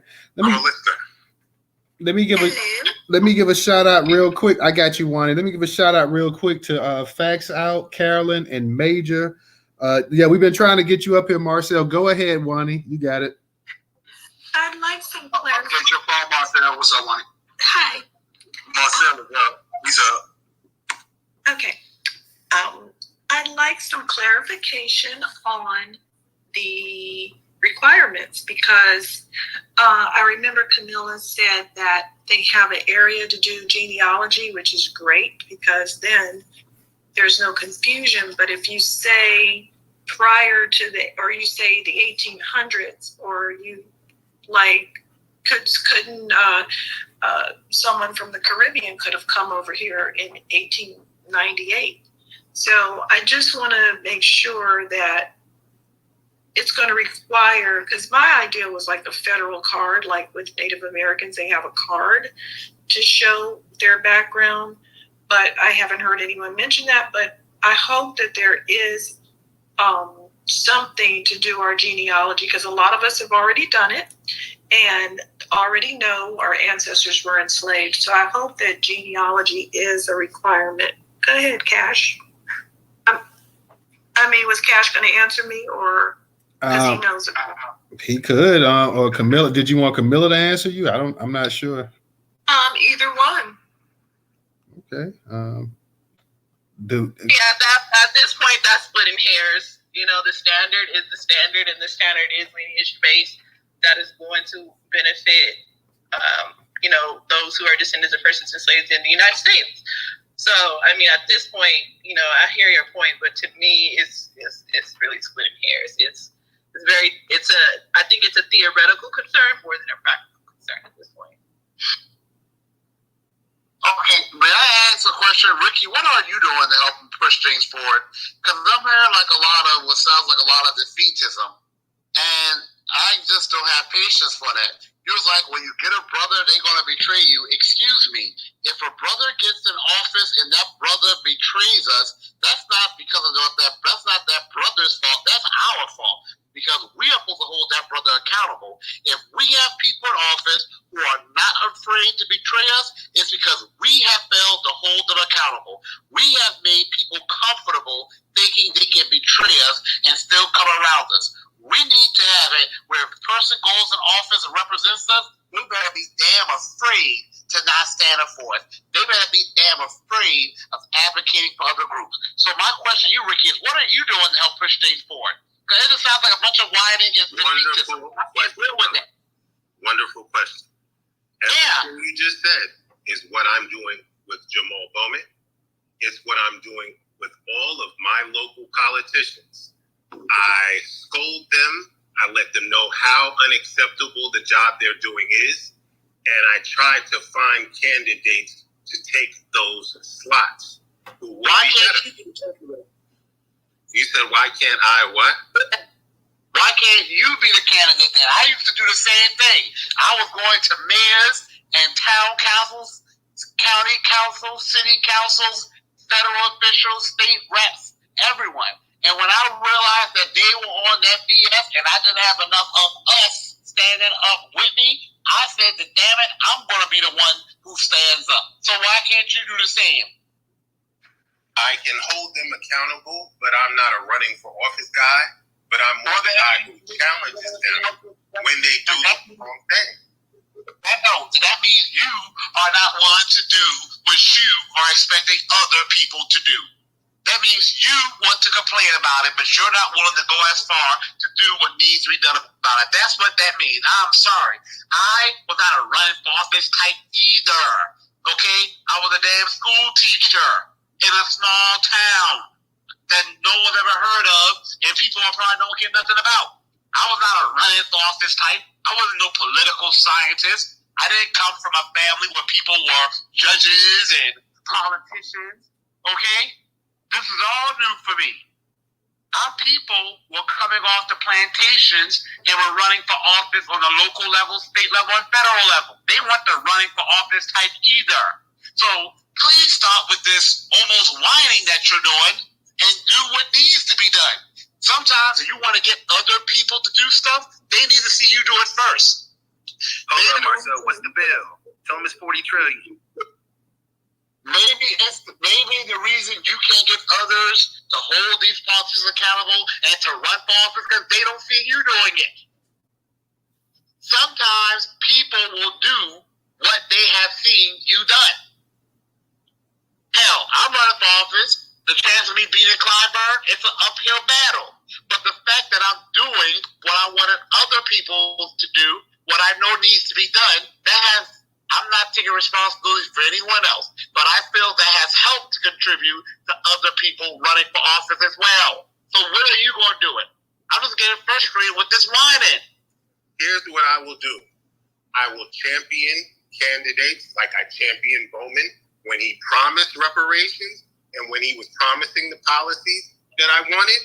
And I will trash you, and I will say you're a bad politician, and I will try to look for other politicians because everybody's not meant to run for office, brother. I think that's not absurd to be asking everybody just to run for office. That's not a serious ask, brother. You're not willing to do what needs to be done, then. You're not willing to do what needs to be done. I ain't said everyone has to run for office, but a person who's going to talk about things as much as you're talking about things, a person who already goes to politicians and champions them, and who says you're trying to find candidates, if you are willing to go out there to try to find candidates and you can't find them, then at some point you need to say, well, maybe I need to become the candidate then. Maybe other people will run for office if they see me take that step to do it. Well, can I add to that? Just say, Marcel, you're preaching on today. You're preaching on today because the quick point I want to make is that's the exact Marcel's mentality. One, inspired me to run for office. I'm gonna keep it a buck. Two, his mentality is the mentality that our ancestors had right out of slavery. Right out of slavery, you had the most black men running for office ever in history, and the most black men sitting elected officials in history. We've never had as many black men as sitting elected officials as we did in the period of Reconstruction right after slavery. Can you imagine if black men at that time had the same mentality that you're espousing? Oh, I'm not the run for office type. I was enslaved. No, you need to. That woe is me. That I'm not the type that we're. It's a new day. We're getting back to our ancestors. We're tapping back into our ancestral energy. And if you don't like that, then you really need to stop whining. That's what I'm saying. When it's also whining, sad, sobbing, defeatism. If you're not going to do anything about it, I'm not saying everybody's a run for office type, but then don't run your mouth in. You're talking about I can run my mouth and say I don't like what's going on politically without running for office. That's ridiculous, brother. You're going to keep having to do. That's all you're going to be doing. Then you're going to run your mouth and you're going to run it into a hole. Because if people won't change, then we have to change. That's the damn point. I realized James Clyburn was not going to change. So damn it, I made a change. So if you want a change, then you have to become the change. That's what we've always done in this country. Then stop the whining then. All right. I hear you, but if I could just reply one real quick, I'm gonna let you reply, and then we're gonna move on to the other speakers. Go ahead. While their criticism is valid, it does sound like the people who say don't criticize Obama, don't criticize Biden, don't criticize this one or that one because you didn't run for office. While what they're saying is valid, it does sound like something I've heard in the past that is really unacceptable. You criticize because you live here. I'm an American citizen. My family's been here 400 years. I criticize what they're doing. That's my job as a citizen. Everybody should not be running, but much love to my brother Marcel and Camilla. They're both great. Okay, Newstoter, can I respond to that real quick as well? Real quick, Marcel. I never said don't criticize. What I'm saying is don't just sit back and criticize. What I'm saying, you're trying to find people to run for office, then you're going to have to lead by example probably and do it yourself. And then I bet you will find those people because I did it and I have been finding them. I have 3 people right now who are from my 4.0 society who are now running for office. And they never consider themselves they're running for office either, and they're doing it. So that's how it works. All right. Thank you, Marcel. Thank you, Ricky. Let me go ahead and get to Cash. Cash, go ahead and unmute your mic. Yeah, I was gonna say real quick that the point about elected officials, I hope we don't sleep on at the end of the Civil War, because we're not talking about in Martin Luther King Jr. times when we were marching for the right to vote. We're talking about controlling politics instead of voting for people to work for us on our behalf. And shout out to the Freedmen's Bureau that existed then, and the fact that we're in a room about the California Freedmen Affairs Agency. Spooky. I can't stress this enough, but 20 trillion ain't the number. If Marcel's sitting in the same stage running for Congress and he said 40 trillion, I'm up in my numbers out of respect for the ancestors. If people want to do rundowns, I've put I was going to put in the chat, but I've put in people's inbox the votes for yes and no for these last 3 reparations bills, and you can see clearly by the names who's against our reparations in California. But maybe California ain't the thing. In New York State, which shout out to whoever was mentioning that Rochester's Black American, that Albany's Black American, right? There are multiple huge cities, New York, that are and in media, but reality. And then lastly, I was going to mention Nikki Lucas. Oh, excuse me. Last 2 things. I was going to mention Nikki Lucas, who's an assemblywoman in New York City who supports lineage-based reparations, suggested a bill, one that passed, which just got allocated $5 million, by the way. But lastly, I only mentioned Nikki Lucas because there's I don't want to say a demand letter, but something being shared by New York State Republicans where they're asking for the ousting of 2 of the California two of the New York State task force members before it even begins. Dr. Lori Daniel Favors and Dr. Ron Daniels. Their reasons are that they've posted anti-police things on their social media, but my argument is that they're Pan-African and trying to go against our justice claim. So, Ricky, I'm going to share that post with you, and maybe we can get that going so we can get those 2 ousted and get Nikki Lucas and somebody else who's lineage-based in this task force and keep it pushing. But I ain't going for losing. I ain't walking backwards. Straight up. All right. Thank you, Cash. And I'm here in New York. Straight up. Thank you, Cash. Real quick, let me give a shout out to Torrance and Fabia for their contributions on Cash App. Let me go ahead and get to Princess. Then I want to get to Talent, and I want to get to Black Majority State as well.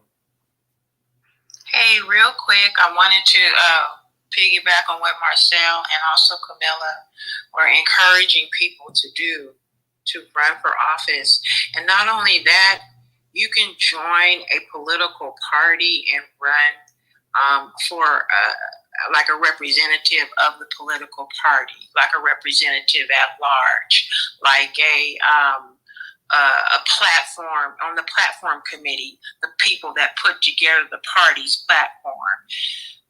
I'm looking at other parties to join because I am not wanting to be Republican or Democrat or even independent.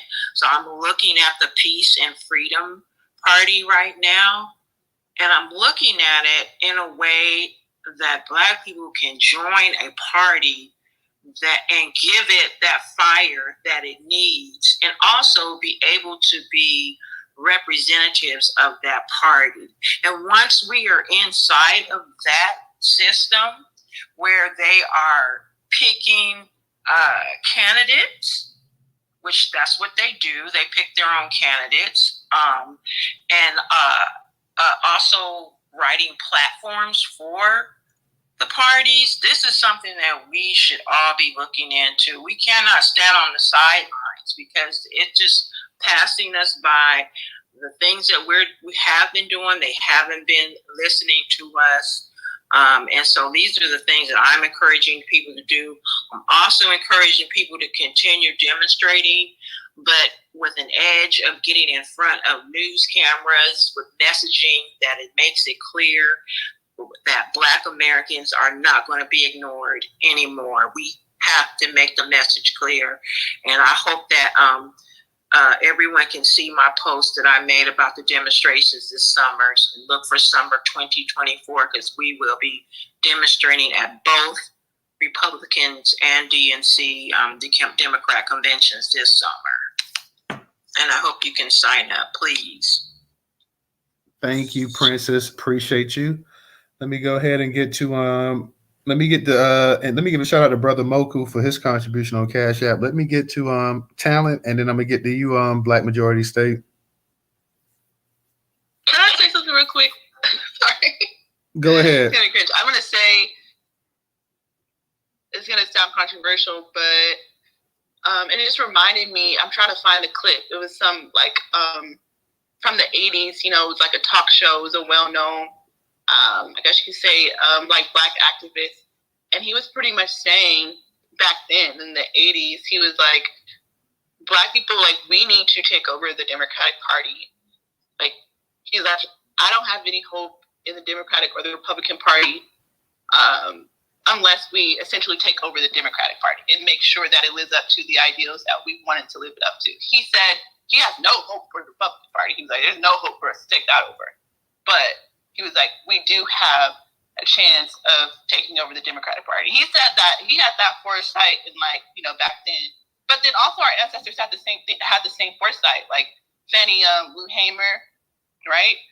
Her contributions with the Mississippi Freedom Democratic Party, her showing up to the Democratic National Convention. You know, we come from a legacy of folks who were trying to, you know, essentially take over the Democratic Party so that it lives up to our ideals. And that's kind of what we're doing in California, in a sense. We're not taking over the Democratic Party, but, you know, this is a super democratic state. And so we are educating the Democrats. We are about reparations. We are, for instance, like grassroots organizers in CJEC, or they just passed this amazing resolution in the California State Democratic Party, where the California Democratic Party just passed a resolution in full support of reparations specifically for descendants of slaves. And my whole point of saying that is, I'm sure people in this space probably disagree with me, but I agree with that activist, and I'm going to try to find that video of him on that talk show. I don't think there's any real hope in us, you know, taking over the Republican Party. Look how they're treating just this issue of reparations in the state of California. They're voting no, like most of them.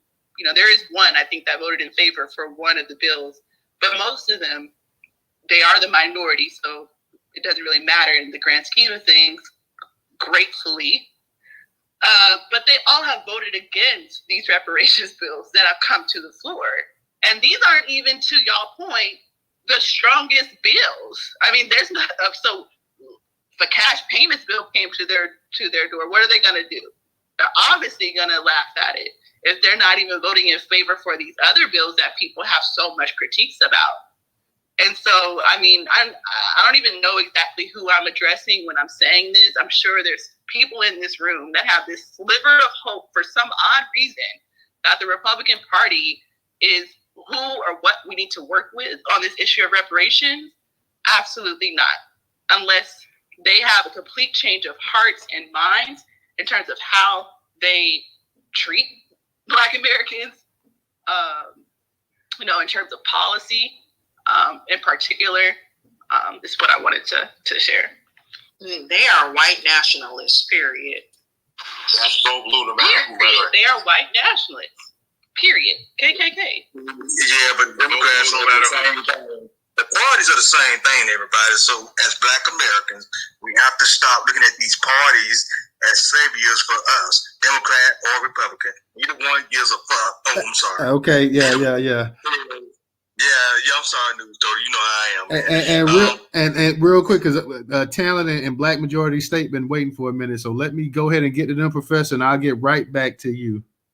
All right, thank you, Newstoter. Talent, go ahead and unmute your mic, and then we got Black Majority State.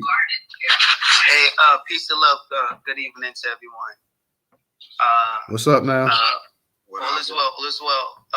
First, I wanted to say is that in New York, there's already a movement called New Yorkers for Reparations, and it's the same players who are anti-lineage that's already created a coalition. And they have a handful of people, Columbia University people, NYU people, Pan-African folk, and it's already positioning itself in a way. So people need to pay attention to that, be mindful of that. I definitely have ears connected to seeing what's going on. So that train is already going. That's one, right? Two is, I don't know who's in New York. I do know a little bit. I don't really know the ADOS folk that's out here. And I understand that people may have different outlooks on certain things, but I think we all kind of stand on lineage. Is one thing that we all stand on. People have to be outside more, right? And I say that because I run a 501c3, and I'm around. I'm in the borough hall. I'm in the city. I was at a meeting with the borough president today. I'm running. I literally am around and in a lot of these different meetings, and it just needs to be maybe more of the business side of the movement outside, right? The people that have small businesses. We had a meeting with the MBDA today, right? Talking about lineage specificity, talking about that executive order from Nixon in 71, talking about the contracting, the issues that we have. And I know New York State is big, right? So I get that. But if people are actually in New York City, it would be beneficial if we could table certain events, right? Where we could have our different banners, but as long as we all there standing on lineage, we in the room. And one of the things that I'm seeing that is not being spoken up enough in these spaces, especially when it comes to New York, knowing that it's heavy Pan-African, is how many organizations are actually touching into local community and with the people. Right, it's an easy infrastructure. There's NYCHA projects that have community centers. Right, I was in a community center today. It's not really that hard to get the information out to the community because that's what's going to be needed. Right, when we talk about the fight that we have in this city, because people have been around the diaspora for a very long time. Some people married within the diaspora. Some people have a specific understanding about what Blackness means. But it does not mean that people would be anti-lineage. It means that the organizations that believe in that definitely have to find a way to be outside in the moments where we need to be outside. And that's the only thing I have to say. And also really communicating to the business focused folks, right? Because how politics works at this standpoint is they cut checks and they give out resources, right? Everything flows through portals. Everything flows through systems. And in order to have that language, you got to have a business, so for-profit, nonprofit, advocacy group, service group. And in that, it allows you to be a part of certain emails. It allows you to know about what's going on. Each of the boroughs have some sort of network where it's the same nonprofit industrial complex organizations around.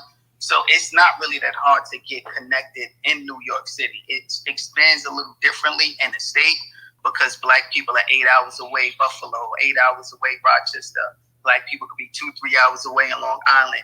But since a lot of what happens circulates around the city of New York, if there's a consolidated amount of people of the lineage that have a specific understanding, we may not agree on a lot of things, right? Maybe name banging stuff, But if we all are showing up at certain places, it'll be beneficial because the community really just needs to see that, right? The task force has not convened, but there's a lot of stuff already happening behind the scenes. Some people seen that there was like a Zoom meeting maybe a couple weeks ago. There's a lot of stuff that's being coordinated because the task force has been chosen, right? These committee people have been chosen, and there's meetings that's happening, there's positionings that's happening, and when things start to become available for the public, and when people actually start, start housing these public hearings, it's going to be very important for those who are focused on lineage to be able to get some people from those communities that they've already embedded themselves in to be able to show up. So a lot of the work should be happening now and should have been happening with how individuals are positioning themselves in their environments, in their communities, to be able to say, okay, there's a hearing happening here. Let me get some people that I've been working with or people I've been educating in whatever part of New York City to bring them out. And that's really all I wanted to say. Thank you. All right. Appreciate that talent. I'm gonna get to Black. I'm gonna get to you two after that, Carrie. Black, go ahead and unmute your mic. Okay. Wow. Thanks for allowing me to speak. Great space. And so I wanted to, congratulate Ms. Moore and all the organizations, the task force, and these representatives in the Senate and in the Assembly that are going to work to push forward all this legislation. But I do have a couple of questions, and my intent is always to look way into the future, because it's always great to have victories, but then you also want to be mindful of the future and how you protect those victories. So it sounds like 20 bills were put up out of 115. And so I've got a question, and then I got another thing, and then I got a question. But out of the 20 that were put up, is it a limit on how many bills can be put up each session? In other words, would it take 5 or 6 years to get through all of those with this 20 limit, or is there another way that you can consolidate some of them in order to get it through a little bit quicker? I think in another space we talked about the future. Gavin will be gone. Is the lieutenant governor favorable? Is that the person that people are going to look to in 2026 or whatever the case may be? Is there a succession plan for future elected officials going forward? And that kind of goes into the last part, which is you're dealing with, and you said 6% of the population, you're dealing with the rise of the Mexicans, so you have a Mexican supremacy and a white supremacy, which is very unique in that southwestern part of the country. And so you really are in a situation where you're kind of in the future, 20, 30, 40, 50 years out, 100 years out, dealing with these two demographics and how to navigate it. Is there a plan that people are coming up with outside of the Freedmen's Bureau that effectively protects all of the work that you're doing? And the reason I'm asking this, I was listening to a bunch of 14th Amendment cases, and immediately after the 14th Amendment was passed, they started using it for their own purposes, for their own benefit.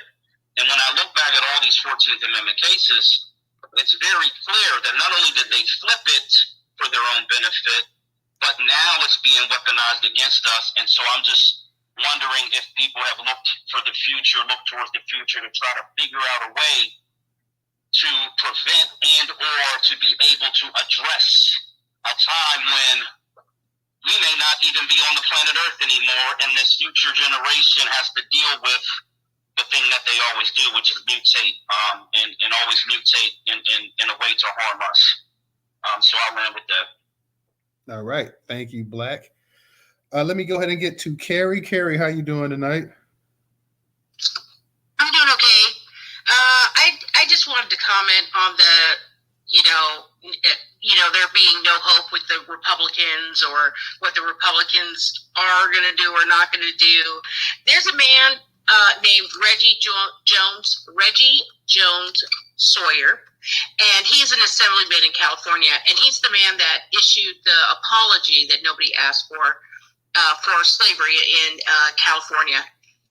And I was looking at his record for the types of bills that he was passing or introducing, and every single bill is money for Latinos, immigrants, illegal immigrants, all manner of education. If there's no hope with the Republicans, there's less than that with the Democrats. It's a very big mistake to think that, especially in California, New York should understand being a one-party, state, basically. It'd be a mistake to vote for any Democrat thinking about reparations or anything like that. It's better to just hold them accountable because they're working against us. That's all I need to say. Thanks. Oh, sorry, Newstoter. Reggie Sawyer, he lost his primary, so he won't be in the legislation anymore. We clap that. All righty. Let me go. And tonight, guys, DJ, I see he has a late night space. So we're going to be concluding this space here in a little bit. And DJ's going to be starting the space up as well. I'm going to get the Cash. And then I got you, Professor. I haven't forgotten you either. Cash, go ahead. You got it. Camila, if I could just ask you two quick things. One is, were you stating that we need to vote for the Democrats, or were you saying that we can take over that party? It's more likely to take that party over. I was trying to make sure I'm practicing. Yeah, that's exactly what I was saying. Absolutely. Okay, active listening, bro. So I'm glad I heard you right. And then the other thing is, Black Majority started by mentioning that there was over 111 demands in the California reparations report, and then he mentioned 20 bills. Yeah, they're not 1-to-1, right? In my understanding, Bradford was on the task force, and he suggested 5 bills that are lineage-based. But when I looked at the 14, and it sounds like there's 22 that they had in mind, but narrowed it down to 14 for priority. Of those 14 bills, like there's things like I mentioned earlier, I was poking fun of, right? The Crown Act extending to sports, or ending solitary confinement. But we're talking in this room at least about the 3 bills that Bradford suggested. And do you know anything about his question about?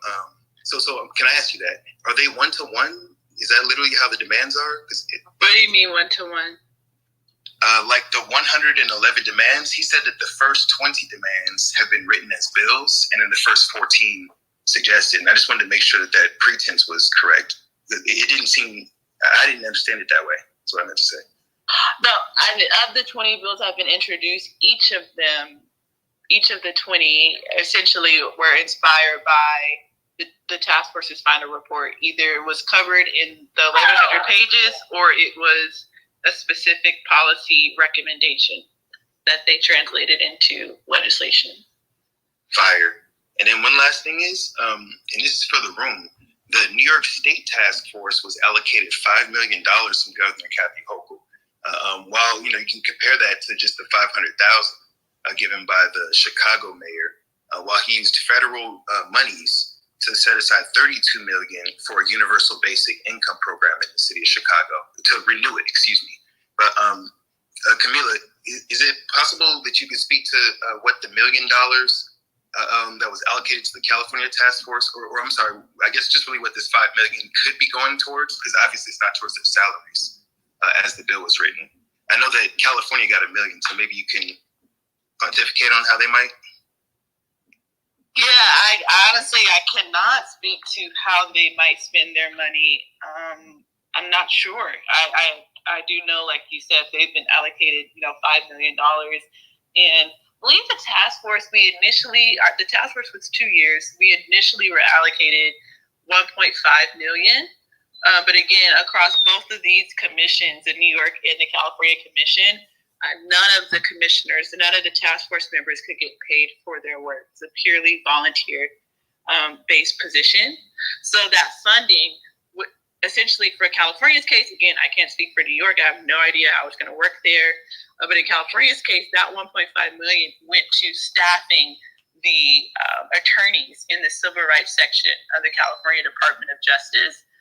and other California DOJ staff to assist the task force with administrative, technical, and research support. So they were the ones who, organized our meeting locations.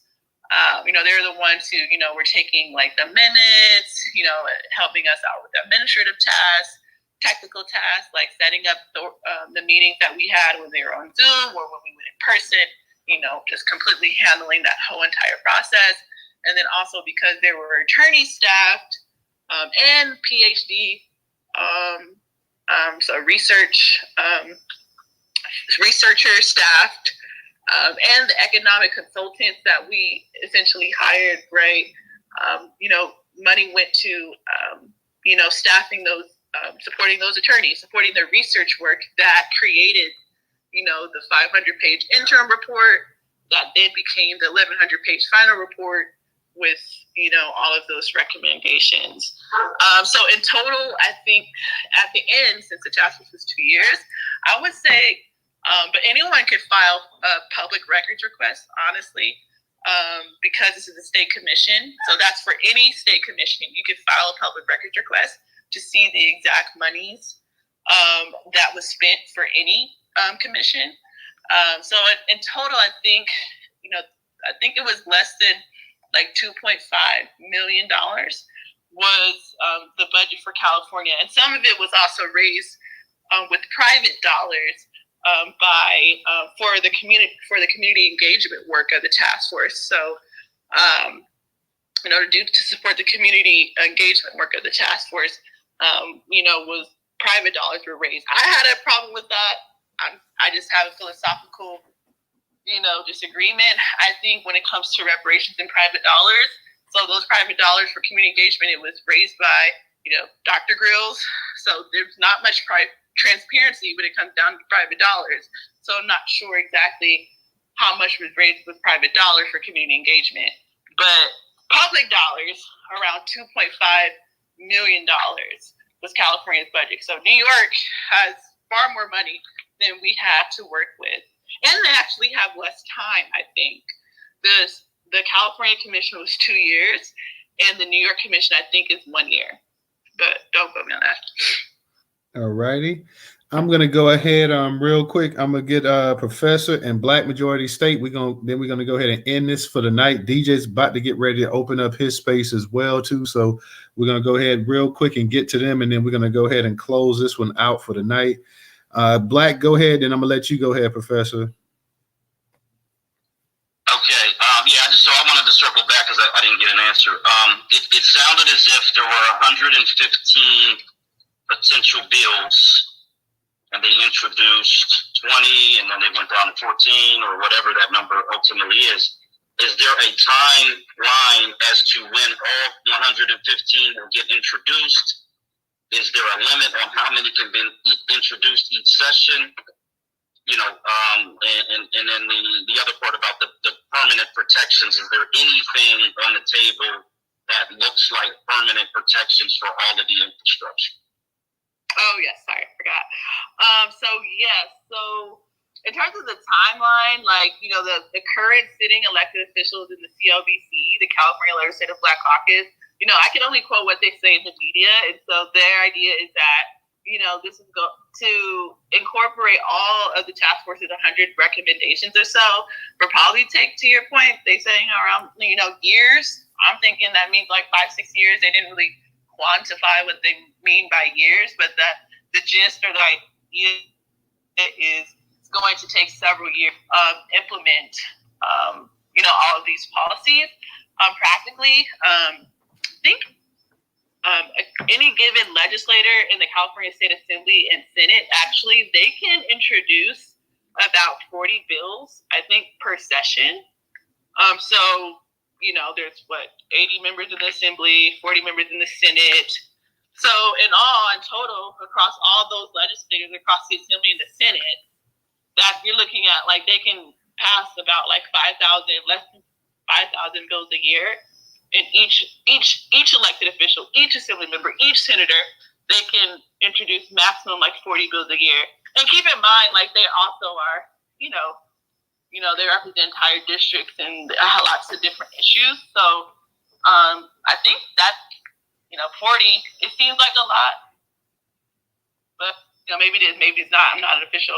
So, but yeah, so 40, they can introduce about like 40 bills a year. So, I mean, what that looks like is just, this goes back to Carrie's point. I understand most people don't understand the need for apology, or you can say most people didn't ask for an apology, and this is not me defending Freddie Jones Sawyer at all. I just want to make that clear. This is just about the apology and the essence of it.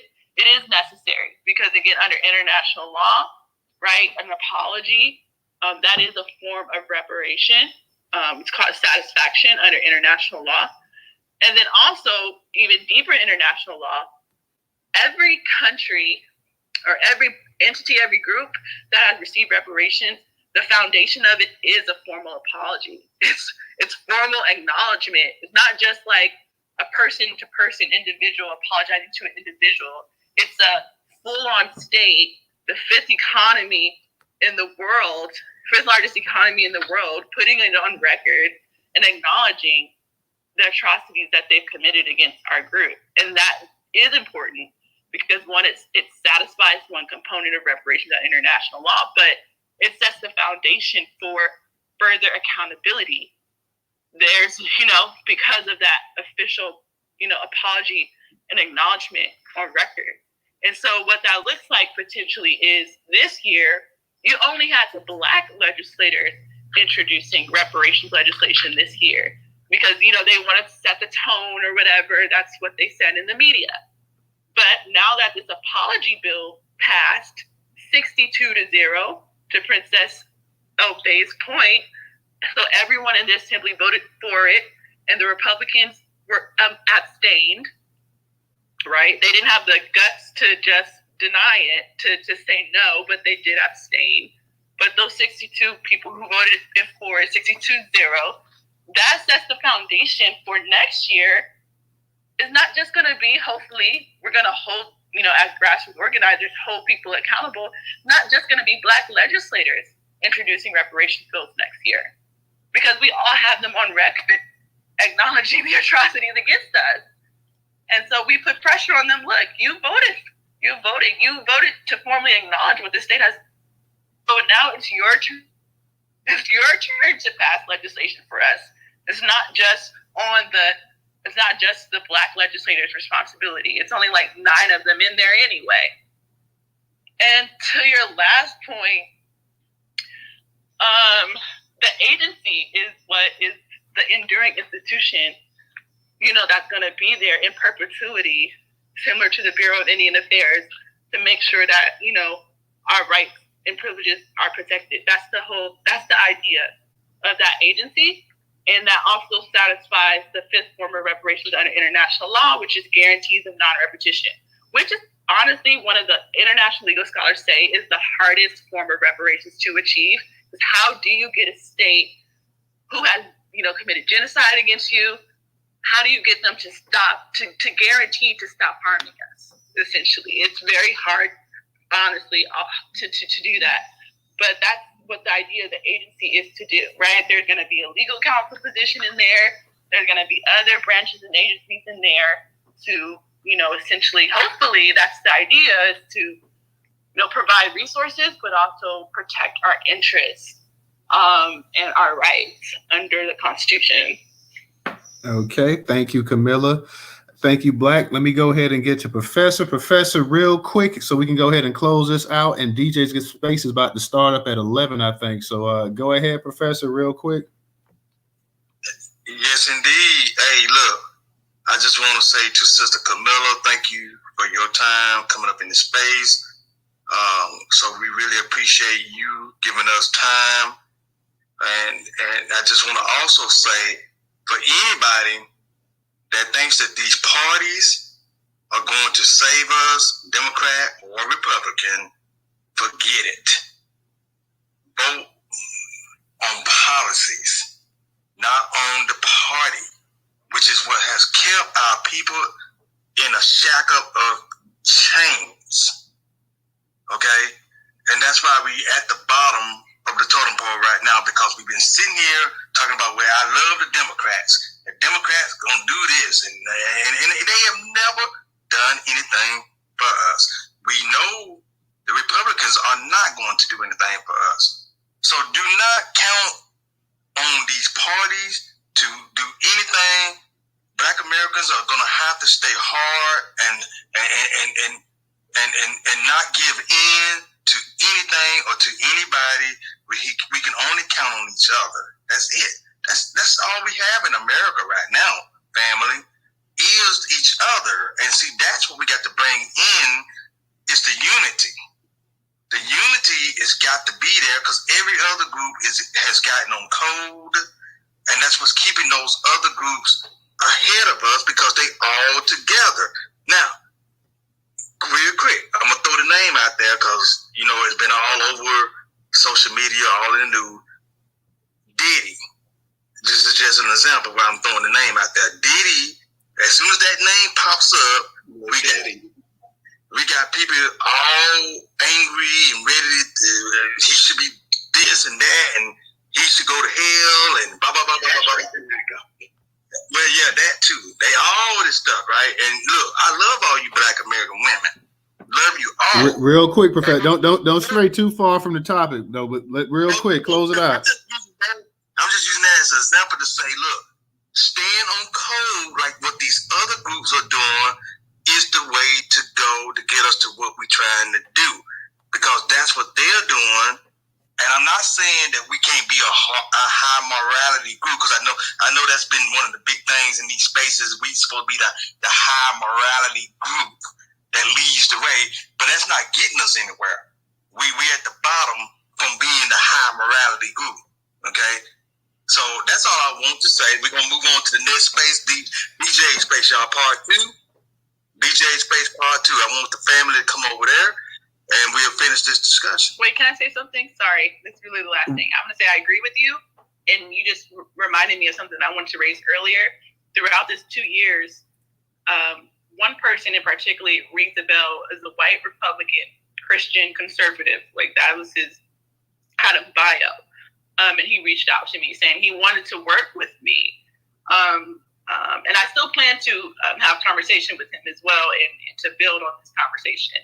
He wanted to work with me to educate, Republicans on supporting reparations, but particularly direct cash payments.